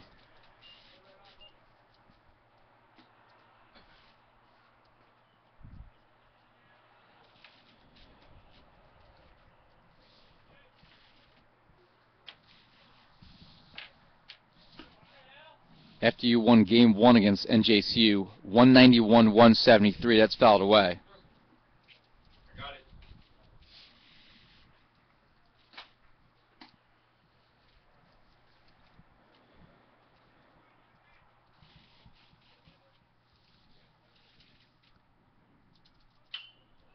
Hit in the air. Shallow. That's going to be going back into the infield, and Rob Roman has to adjust at the last minute. Rob Roman. Pete Sensen. I'm so used to seeing Rob Roman there.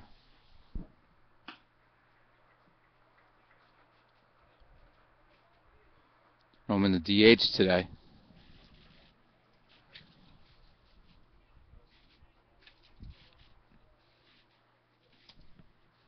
And swinging at the first pitch is Lops. And Sensen with back-to-back putouts.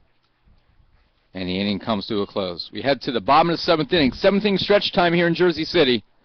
5-1 St. Joe's.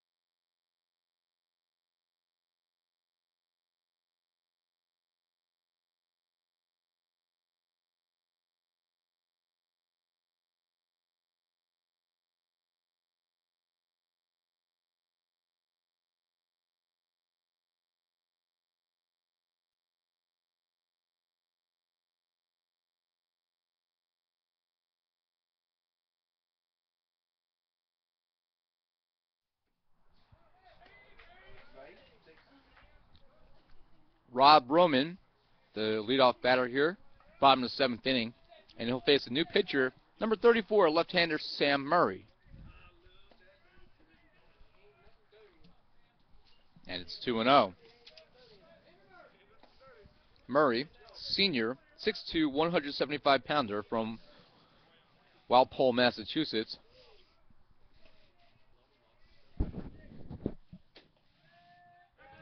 Outside corner, it's 2-1.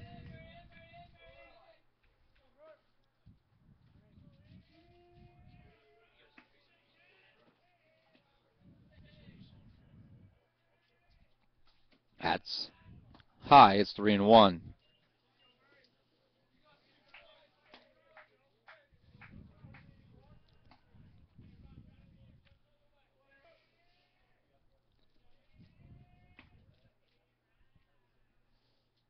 3-1 count in the dirt, and Rob Roman draws the leadoff walk.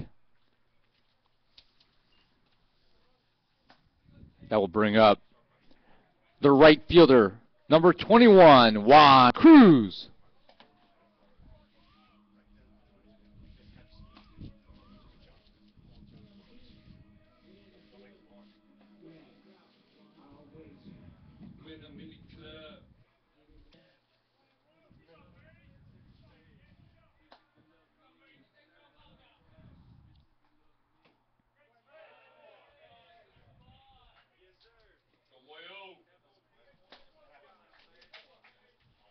And first pitch is a called strike.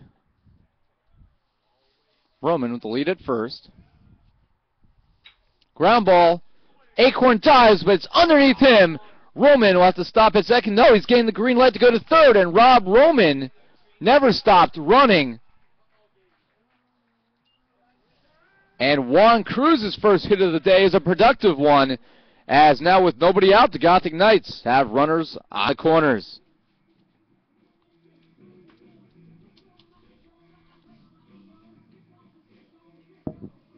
Now batting the second baseman, number 15, Pete Senizin.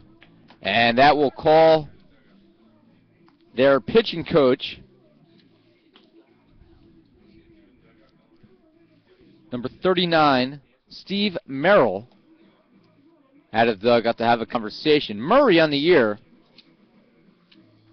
entered today's action with 1 appearance, a 5.4 ERA, and 1.2 innings of work. He allowed 1 earned run, 3 hits, struck out 1, did not walk a batter.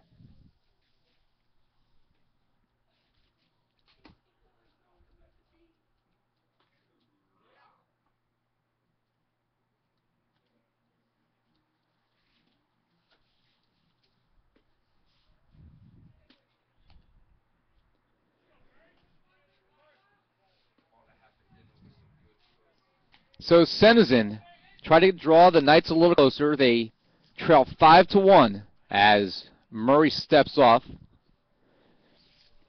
6 of the 8 games played between these teams all time have been decided by 3 runs or less, 7 by 5 or fewer. And we're in that area today.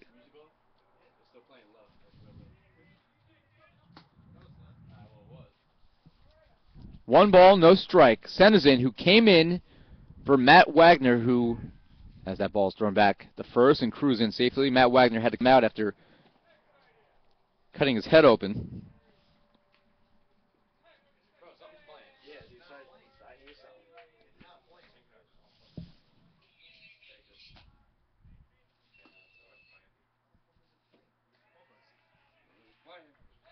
That's low. It's 2-0. 2 balls and no strikes to Senizin, batting .273 on the season. Roman walked. He's at third. That's shoulder high, and it's 3-0 with Mike Cassiano on deck, and nobody out here in the 7th inning. This was the same inning NJCU routed against Newman on Tuesday, and we'll see if NJCU has another rally up their sleeve. 3-0 count. Called strike. Interesting. 3-1. We've reached noon, the original scheduled game time for today's doubleheader. Ground ball there down the third base line, trickling over the bag.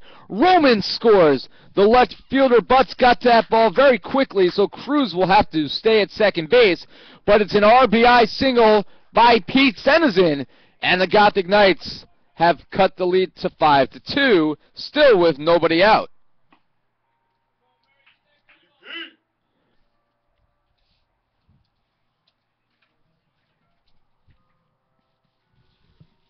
And the Gothic Knights are going to have a pinch hitter, I believe, as the catcher, Nick Lops, out to have a conversation with Murray. Pinch hitting for the Gothic Knights. Number 14, Angel Marte. So Marte will pinch hit for Mike Cassiano. Marte on the season, batting .286. He was 0 for his first 4, but now 2 for 3 with 2 RBIs and a run scored. And we're going to have a new pitcher as head coach Will Sanborn takes the baseball from Murray, and they will hand it off to number 48, Kyle Nagel, a 5'10", 185-pound senior right-hander from Lisbon Falls, Maine. Now pitching for the Monks, senior right-hander number 48, Kyle Nagel.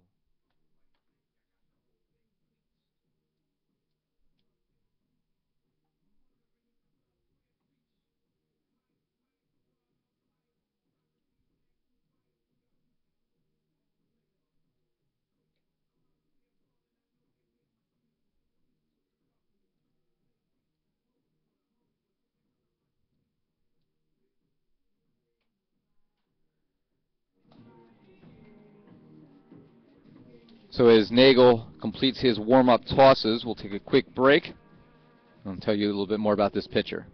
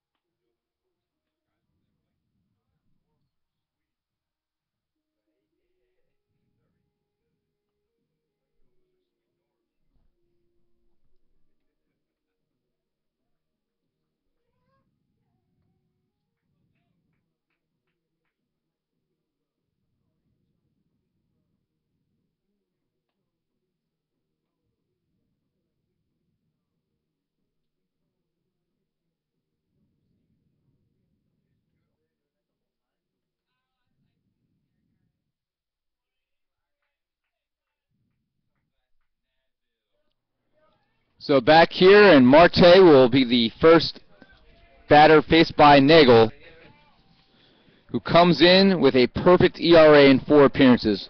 He's thrown 5 innings, allowed 2 hits, no runs, struck out 6, he's walked 3, an opposing batting average of 125.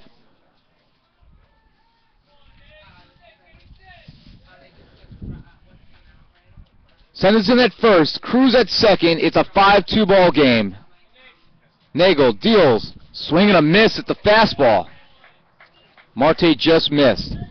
Wind's starting to pick up just a bit here at the Charity Complex.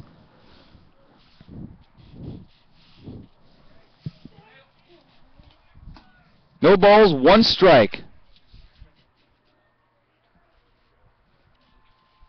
That's off the plate. Marte has home run power and could tie it with 1 swing of the bat.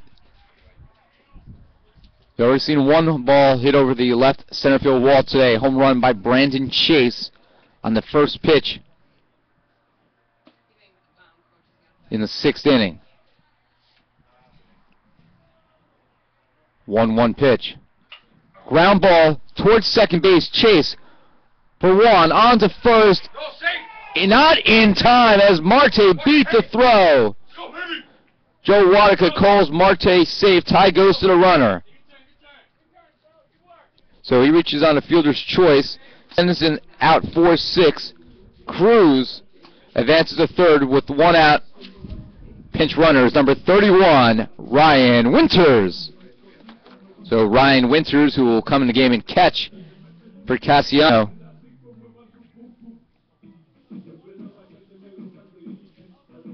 Will pinch run for Marte. We've seen that move made before by head coach Jerry Smith. The baseman, number 19, Brian Bastillo. So Bastillo, who's averaging now at .263, was doubled and stranded at second base. Go back to first. by Nagel. Winters is in standing after the initial fake to third.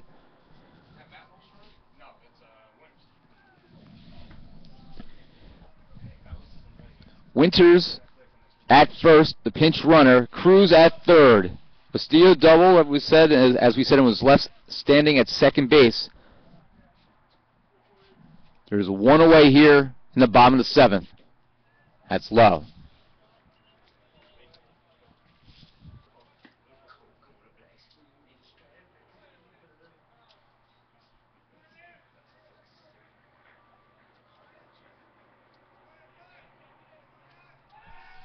Throw back to first. Once again, Winters, no problem.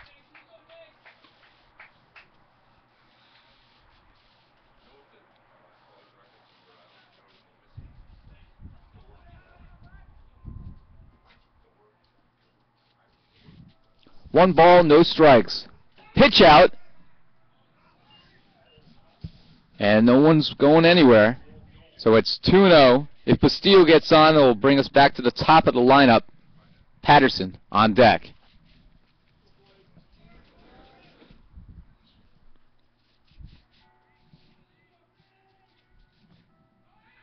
Ground ball, foul.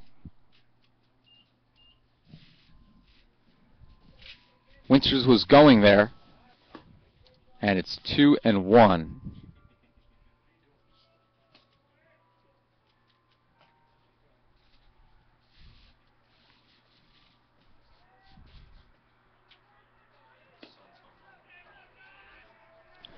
Two balls, one strike. It's 5-2 St. Joe's here in the bottom of the seventh inning.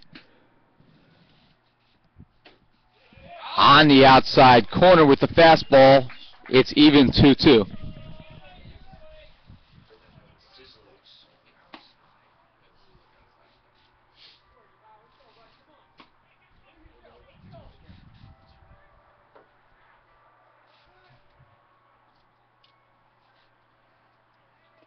Two-two pitch.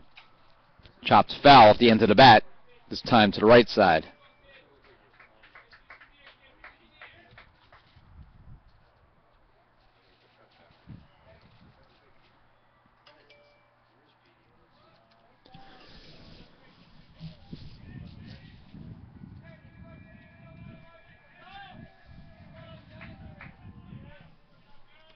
Do it again after two straight foul balls by Bastillo. Nagel looks at first.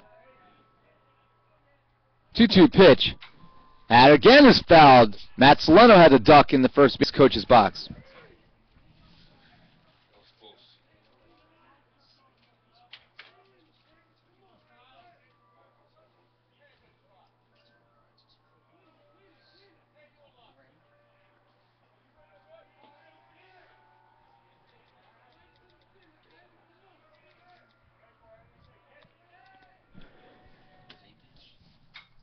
Pops straight up, and it's going to sail foul.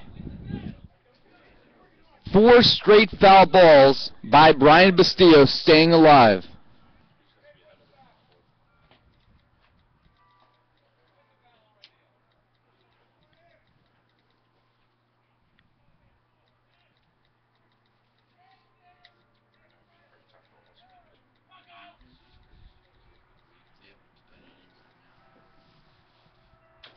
Again, a foul ball hit Bastillo in the box. That's 5 in a row. This will be the 10th pitch of the at-bat.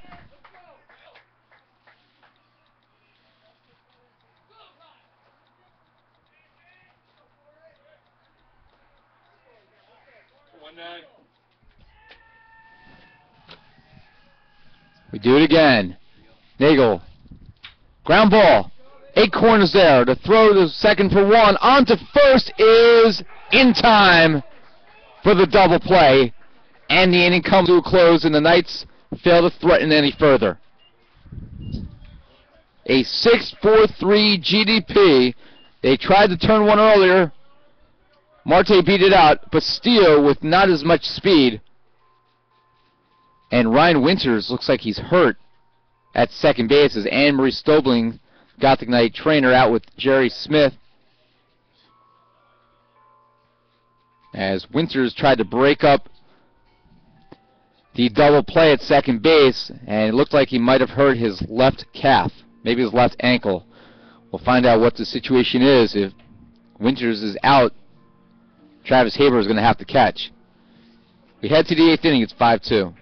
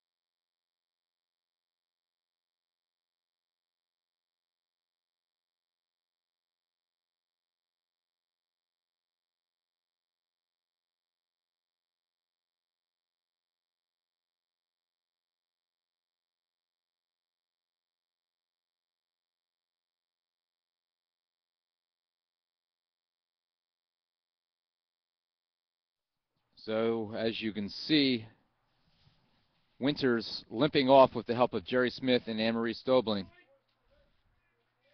And I think Nick Cesar also helping him off. And Travis Haber now catching for the Knights, the number 3 catcher. Winters was going to stay in and catch. He actually was going to catch the next game, but not looking like that's likely right now. Sanborn, the hitter, he takes a strike. Sanborn today is 1 for 3 with a double and an RBI. Now a 1-1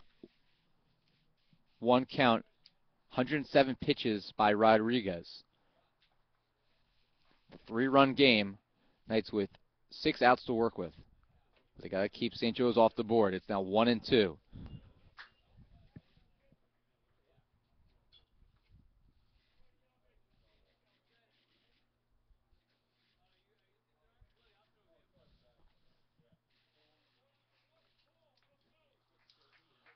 In the dirt. 2 balls and 2 strikes.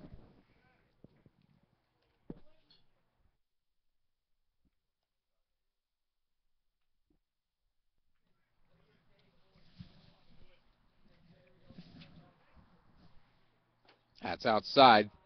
3 balls and 2 strikes.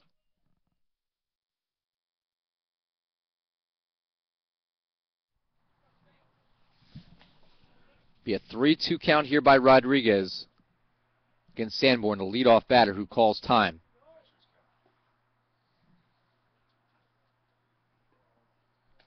This could be the last inning for Rodriguez as he's gets a called strike 3. Fastball at the knees. No argument from Sanborn. And that will bring up the shortstop, number 4, Dan Acorn. 4 strikeouts for Rodriguez. He has not walked a batter. He's allowed 5 earned runs and 11 hits in 7 in the 3rd inning. And a curveball there. Acorn way out in front of that is strike 1. Orlando Bolano is warming up in the bullpen for the Gothic Knights. That's a ball. It's 1-1. These two have worked together already this year. Bolano was actually the winning pitch in the come-from-behind win over Mount St. Mary last Thursday before Rodriguez came in and got his first career save. That's a called strike. 1 ball and 2 strikes. Rodriguez is not a strikeout pitcher, but he can get them when necessary.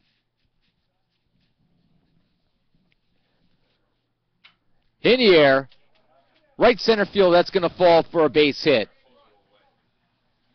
Acorn will stop at first with a single, and that will bring up Brandon Chase. Be careful because of the cables.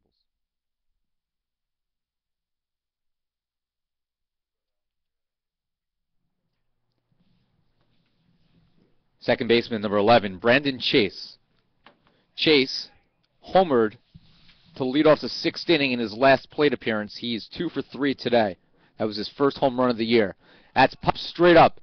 Shallow center field. Sanderson goes back, and he makes the catch. Standing in front of Michael Patterson. Now 2 away.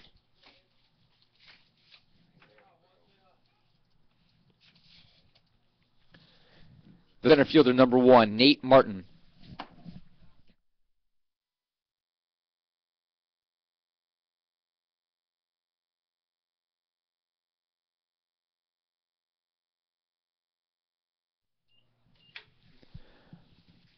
First pitch to Martin, who is 1 for 4 today with a single. That's a ball.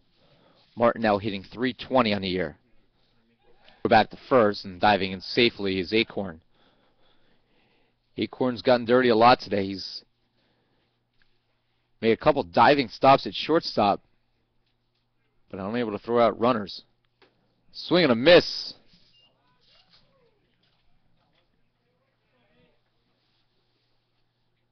Unfortunately for Acorn defensively, the 2 great stops that he made were both against quick base runners for the Knights.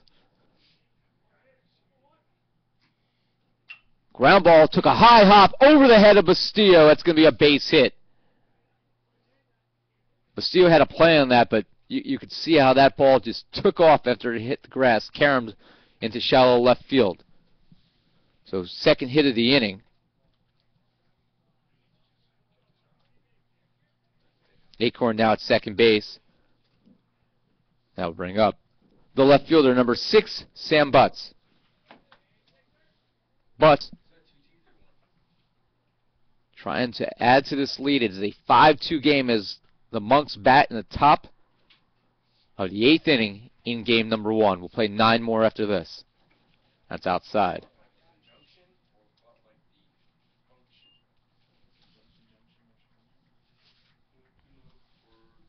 Rodriguez, that was his 120th pitch.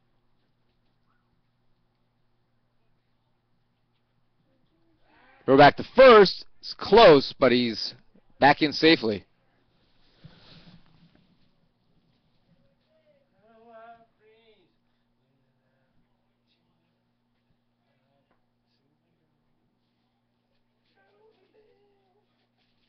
Swing and a miss at a ball in the dirt.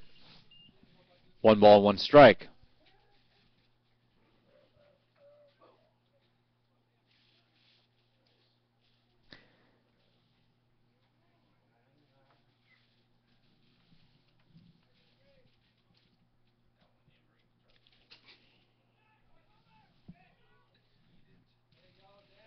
On the wild pitch.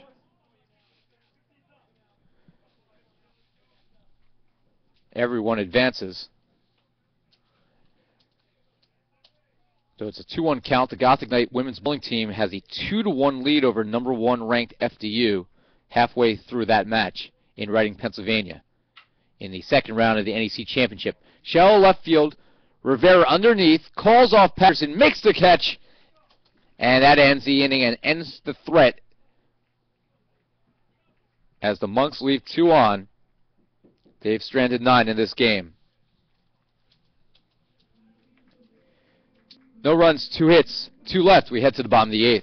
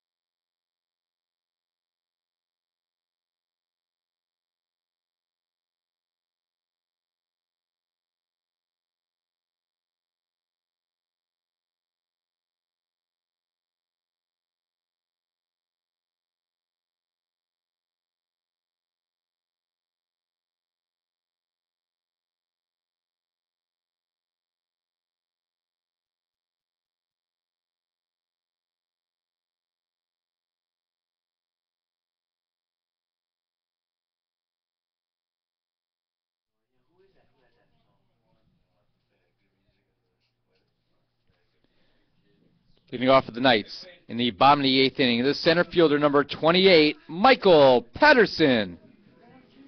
So it'll be the top of the order for the Gothic Knights. Patterson, Rivera, and Martucci here in the 8th inning, trailing by 3. 5 runs, 13 hits, 1 error for St. Joseph, the 27th ranked team in the latest ABCA Division III coaches poll. NJCU 2-6-0. Patterson showing bunt and takes a fastball for a called strike. Patterson's 0 for 3 today, and his average is starting to dip a little bit. Now down at 311.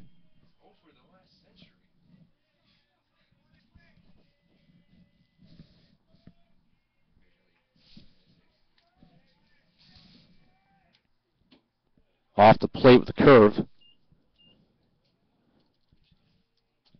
1 ball, 1 strike. Nagel.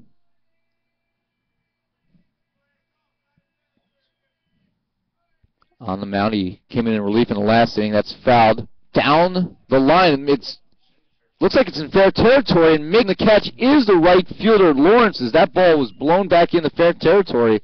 You'll see that quite a bit here at the Garrity Complex with the way the ball, specifically in right field, can react to the wind conditions off the bay. And Lawrence came in and made the catch.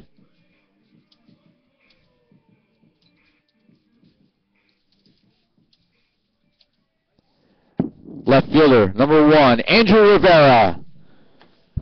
And we talked a little bit about how this was a veteran team for St. Joe's. Lawrence, the new right fielder, as Rivera fouled off the first one. Lawrence had the unenviable task of having to replace 2-time Conference Player of the Year Todd Canaboris for the Monks.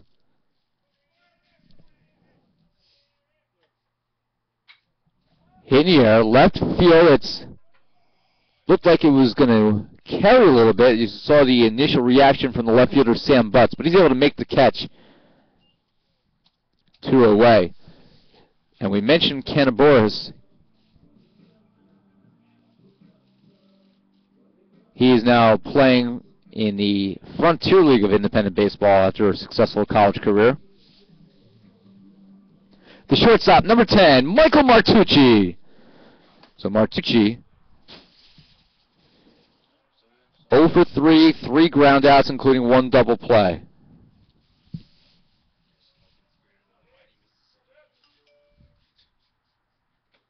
And it hit him in the shoulder.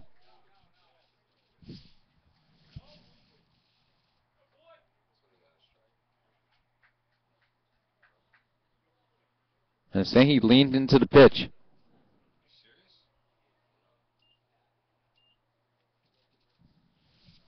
So it's a ball. 1 ball, no strikes.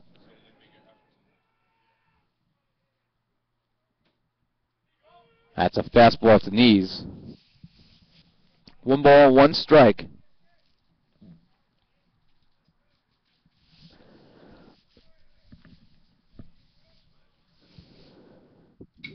In the air, center field, but right underneath it's Nate Martin. He makes the catch, and the Gothic Knights, 3 fly ball outs, go 1, 2, 3 here in the 8th inning, trailing by 3.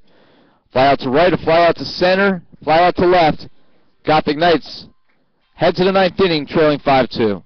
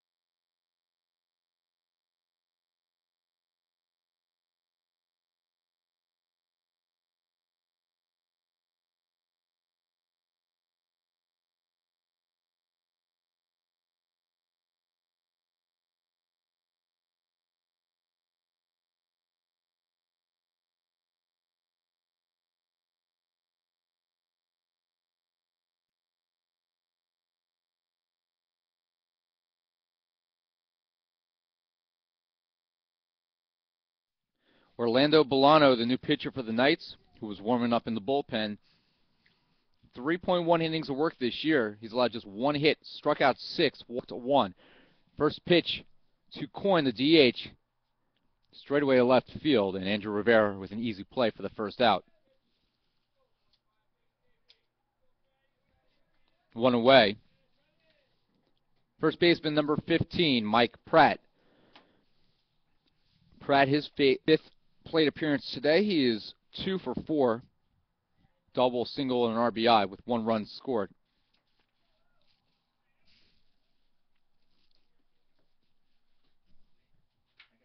Head in the air down the left field line, but that's going to hook foul.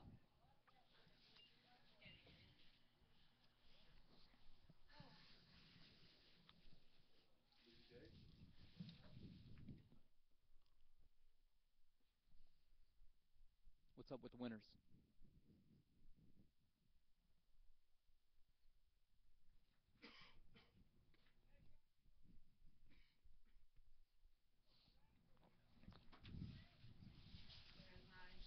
No balls, 1 strike. NJCU and FDU are now tied at 2-2 in that second round conference playoff.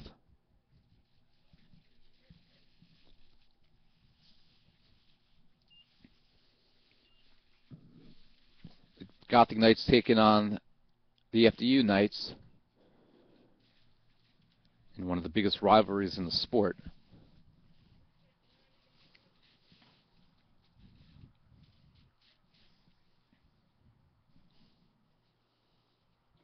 In the dirt, 2-1.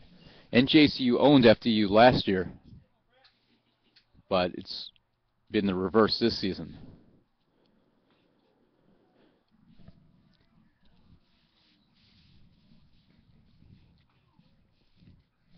Two-one pitch by Bolano. Fastball for a called strike, 2-2.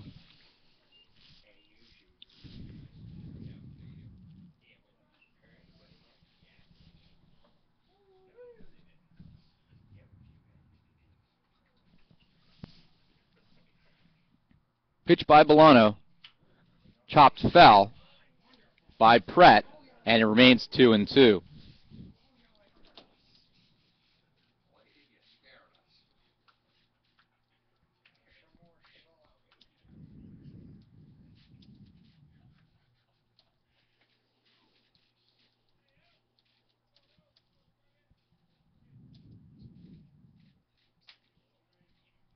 Pratt asks for time, steps out.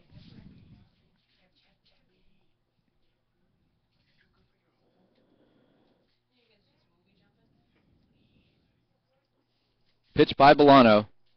That's off the plate, and the count is full, 3-2. Bolano with just 1 walk in 3.1 innings this year. He's 1-0. This is his 3rd appearance in his first season at NJCU. Transfer from Division II Wilmington. In the dirt, that's ball 4.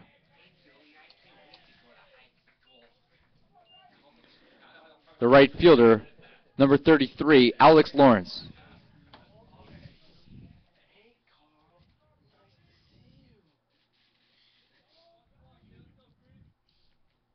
First 2 teams eliminated from the Northeast Conference tournament have been Monmouth University and Adelphi University, losing to Kutztown and Long Island University, respectively. 3rd at first, and Pratt is in standing. Lawrence, in today's game, 1 for 4 with a single, having 406 on the season.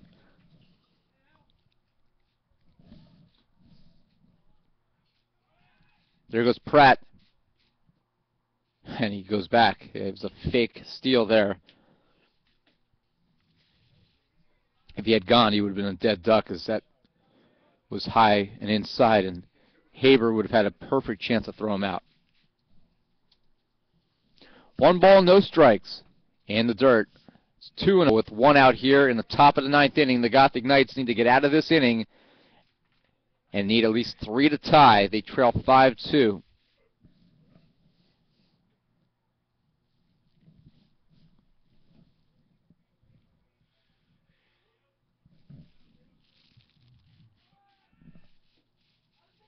This time Pratt does steal, and steals standing as the ball was in the dirt and blocked by Haber.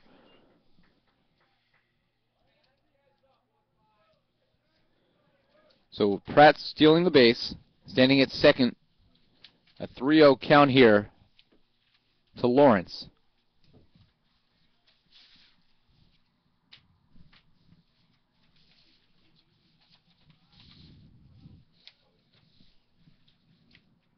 First stolen base of the year for Pratt, as Bolano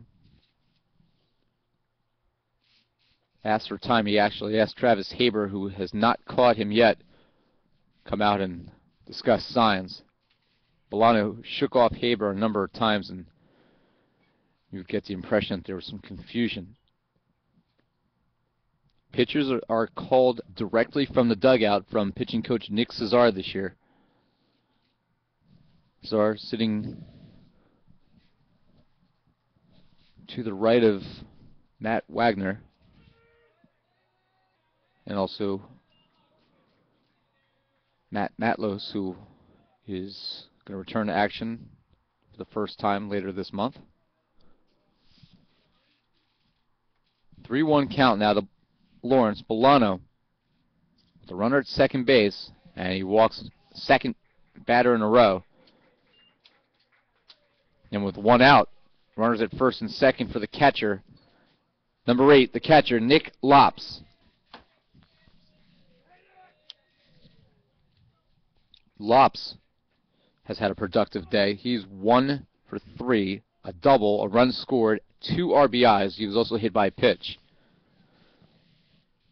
Double play could get the Gotham Knights out of this inning. That's in the dirt. Haber gloves it, and by doing so, he prevents Pratt from moving to third. And Jerry Smith, head coach of the Gotham Knights, is going to come out and have a conversation with his junior right-hander.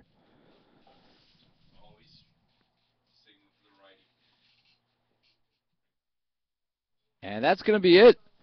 Not seeing what he's liked, or not liking what he's seen. Smith has pulled Bolano with a 1-ball count, and Ryan Mitchell, who's done well in his limited action, out to try to close off the 9th inning.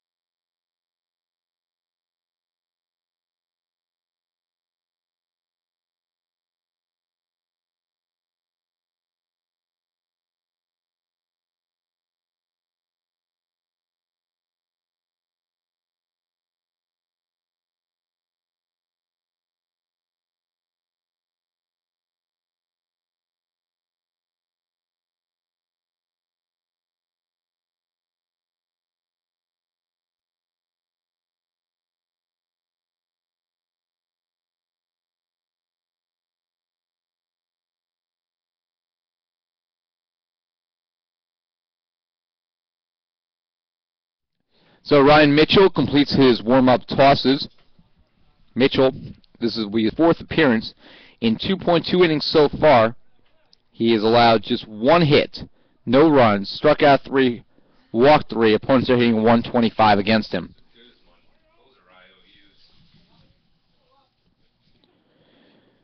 Mitchell was the last healthy player to see action this year.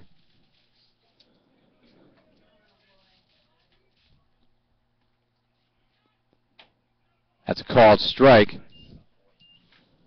Pratt again faking a steal, stopped about 20 to 30 feet between second and third before retreating. Martucci did not bite.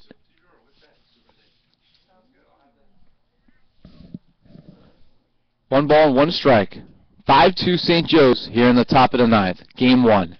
Mitchell steps off.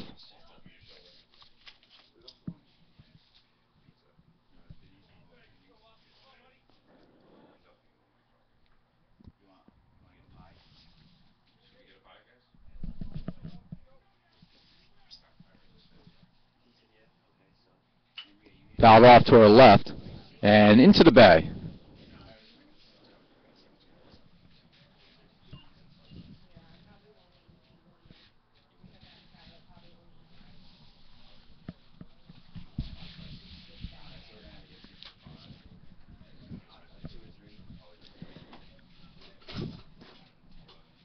The 1-2 pitch here by Mitchell with 1 away and time requested by Lops.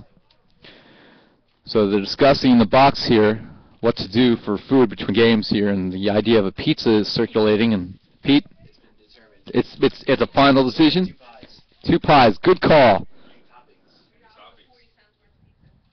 I'd like mine plain, please. That's in the dirt.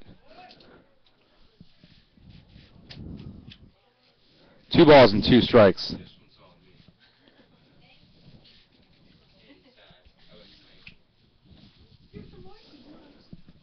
Two and 2 with runners at first and second. St. Joe scored once in the first, once in the third, twice in the 5th, and once in the 6th.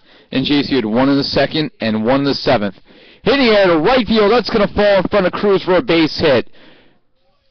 The throw comes into Weinstein, and the bases are loaded.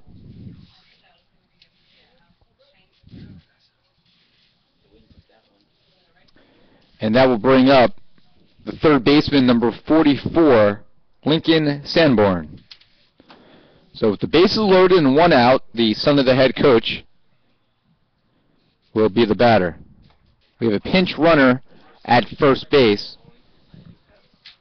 Pinch runner for the Monks, number 41, Willie Brown.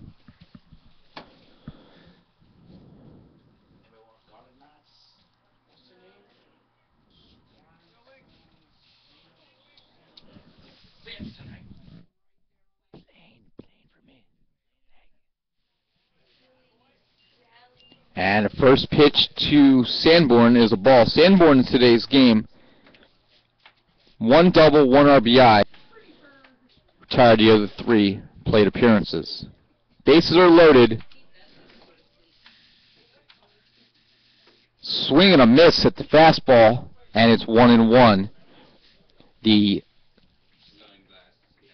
base hit by Sanborn, the double, that was his 2nd RBI of the year, but he has a chance to break this game open right here. A single would likely score 2 depending on location. In the dirt, Haber quickly able to pick that one off the screen. And that's one of the situations where having the backstop here just saved NJCU a run, as that was in the dirt on a near wild pitch by Mitchell.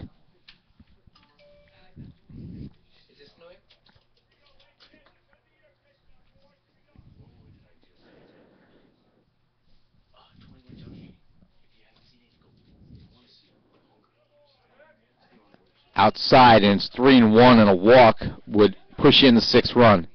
We were asked for an update on Ryan Winters, and we don't have an injury update, but Tom Krichkowski, my assistant, went over to talk to Ryan, and Winters claims the injury is a result of being old and slow. as a direct quote. Swing and a miss, and it's 3-2. Someone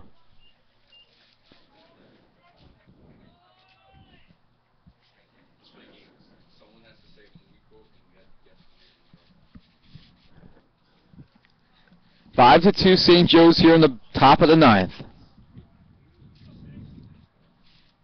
Game that's now 2 hours and 45 minutes old. And it hit him. And that will push in a run. The run is charged to Bolano. That is the first he is allowed as a Gothic Knight. 1 RBI on the hit by pitch by Sanborn. He now has 2 in today's game after entering with 1 on the year. And that will bring up shortstop number 4, Dan Acorn. So it's 6-2 St. Joe's. Base is still full, 1 out. Curveball's wide. Gothic Knights having a difficult time right now throwing strikes. Mitchell's thrown 4 pitches so far. 7 balls, 5 strikes. That's wild. Off the screen.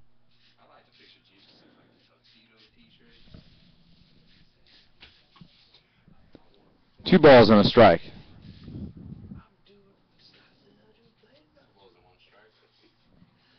2 balls and no strikes, I should say, as that was a wild pitch. That did not advance the batter. Or runner, I should say.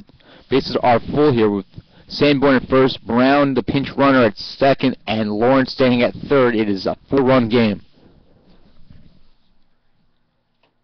That's a fastball. Strike on the outside corner to the right-handed hitting Acorn. Acorn, the number 8 batter in the lineup. 2 for 4 today, a pair of singles.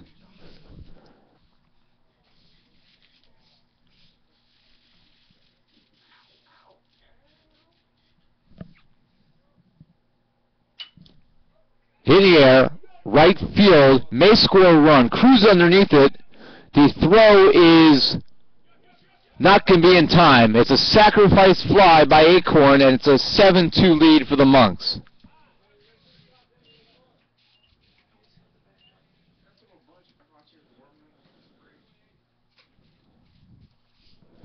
Sanborn and Brown stay put.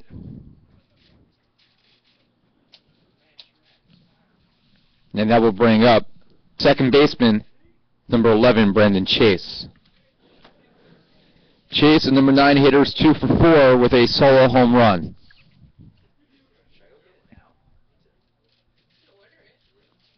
In the dirt, they're third. And on a wild pitch, Sanborn and Brown both advance.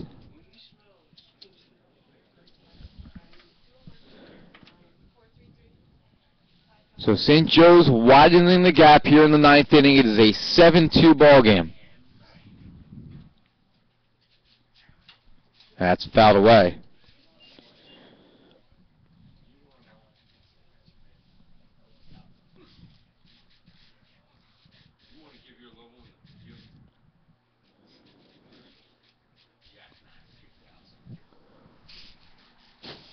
One ball and 1 strike as the press box door swings open when the wind. Mitchell deals. Curveball off the plate.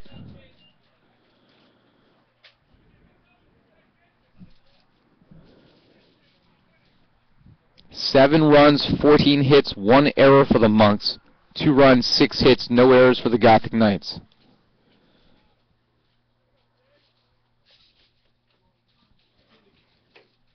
Fastball for a called strike. 2-2. Mitchell 1 strike away now from ending the top of the 9th. The Knights have a lot of work to do if they're going to get back in this game, and only 3 outs to work with.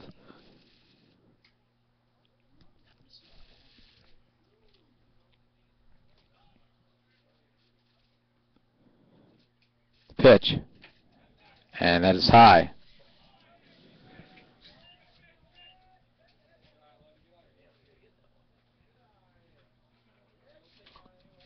3-2.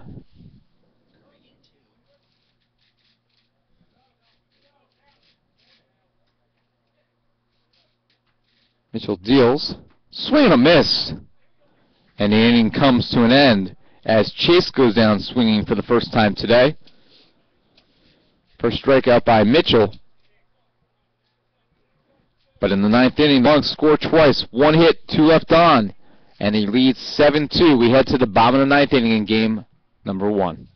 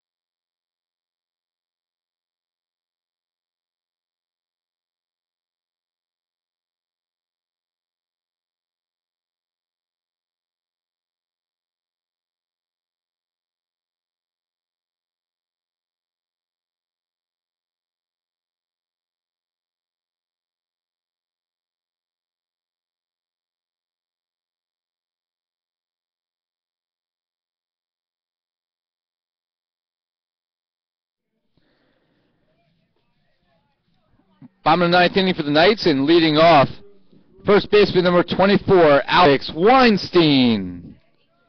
Weinstein, Roman, and Cruz, the last chance for NJCU as we begin things here in the ninth inning.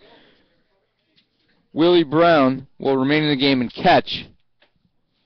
Meanwhile, the new left fielder is number 2, Louis Vigers.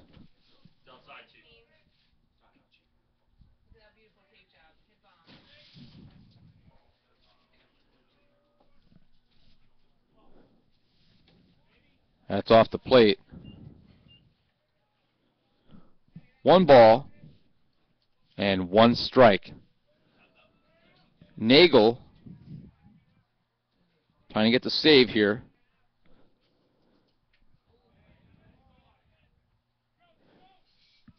Joe Waddick at first base says he did not go. It's 2-1. Rodriguez, if this holds up, will drop to 2-2 on the year. Devereaux would win his first game. I'm sorry, Leverrier would win his first game.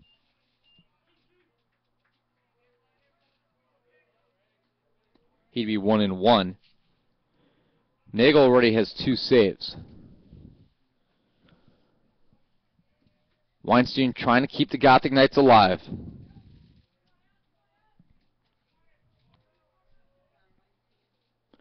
Two-two pitch. And that's outside, and the count goes full.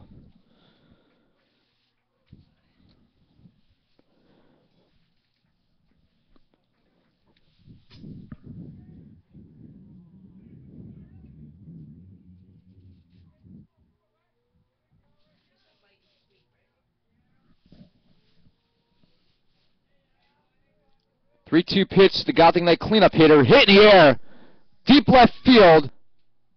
Left center field, I should say, as Nate Martin in center is able to come over and make that catch. Probably about a 370-foot fly ball out there by Weinstein.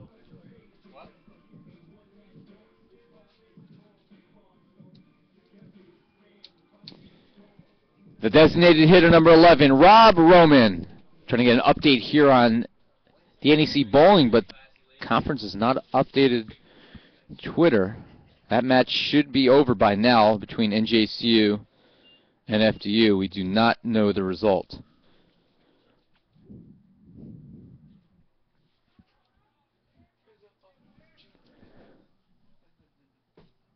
Roman up the middle, And the play is made by Acorn for the second out. And the Gothic Knights are down to their final out here in game number 1.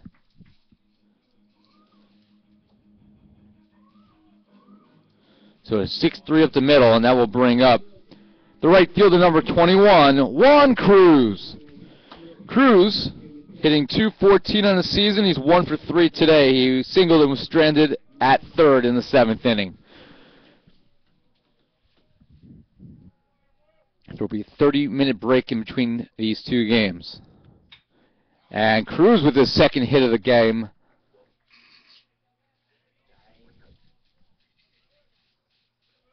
As the left fielder, Louis Vigers, gets his first action here.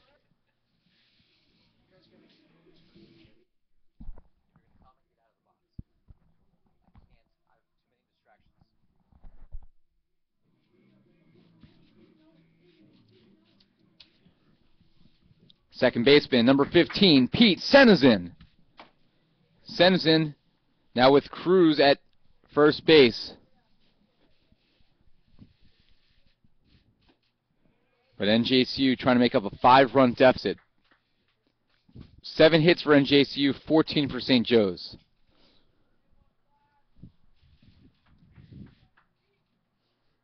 Senizin hitting .333 in limited action.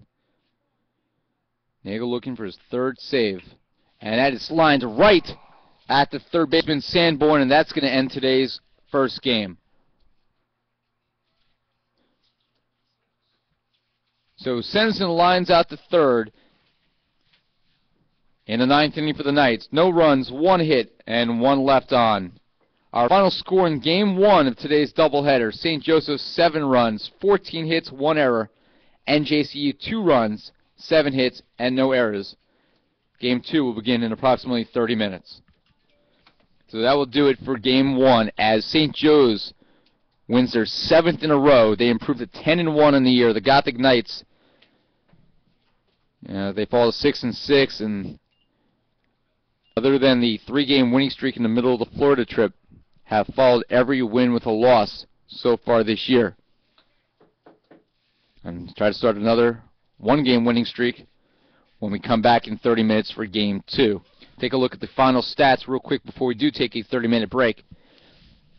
Offensively, for St. Joe's, they had 5 players with multiple hits. Lops, the catcher, was 2 for 4 with 2 RBIs. Pratt, 2 for 4 with 2 runs and a double. Chase was 2 for 4, solo home run, and 1 run scored. Nate Martin, 2 for 5, and Acorn was 2 for 4 with 1 RBI. The winning pitcher was Leverrier, 6 innings, 6 strikeouts, no walks. He threw 79 pitches, 1 run allowed, 4 hits. Murray did not retire a batter. 1 run, 2 hits, walked 1 before Nagel pitched the final 3 innings for his 3rd save of the year, allowing just 1 hit. Meanwhile, for NJCU, Rodriguez, the losing pitcher, 8 innings, 5 runs, 13 hits, struck out 4, walked none. Bolano was charged with 2 earned runs in 1/3 of an inning before Ryan Mitchell allowed 1 hit, struck out 1. Offensively for NJCU, only player with multiple hits was Juan Cruz, who was 2 for 4. Rob Roman scored both of NJCU's runs. So final score in Game 1, 7 runs, 14 hits, 1 error for St. Joe's, 2 runs, 7 hits, no errors for the Knights. And NJCU is now 6-6. We'll begin Game 2 in approximately 30 minutes. In the meantime, we're going to put the broadcast on pause. We're going to sign off for a few minutes just to make a couple technical adjustments, and then we'll have the camera live until we begin the lineups for Game 2. Thanks for watching Game 1. NJCU falling to St. Joe's 7-2. We'll be back for Game 2 in just a bit.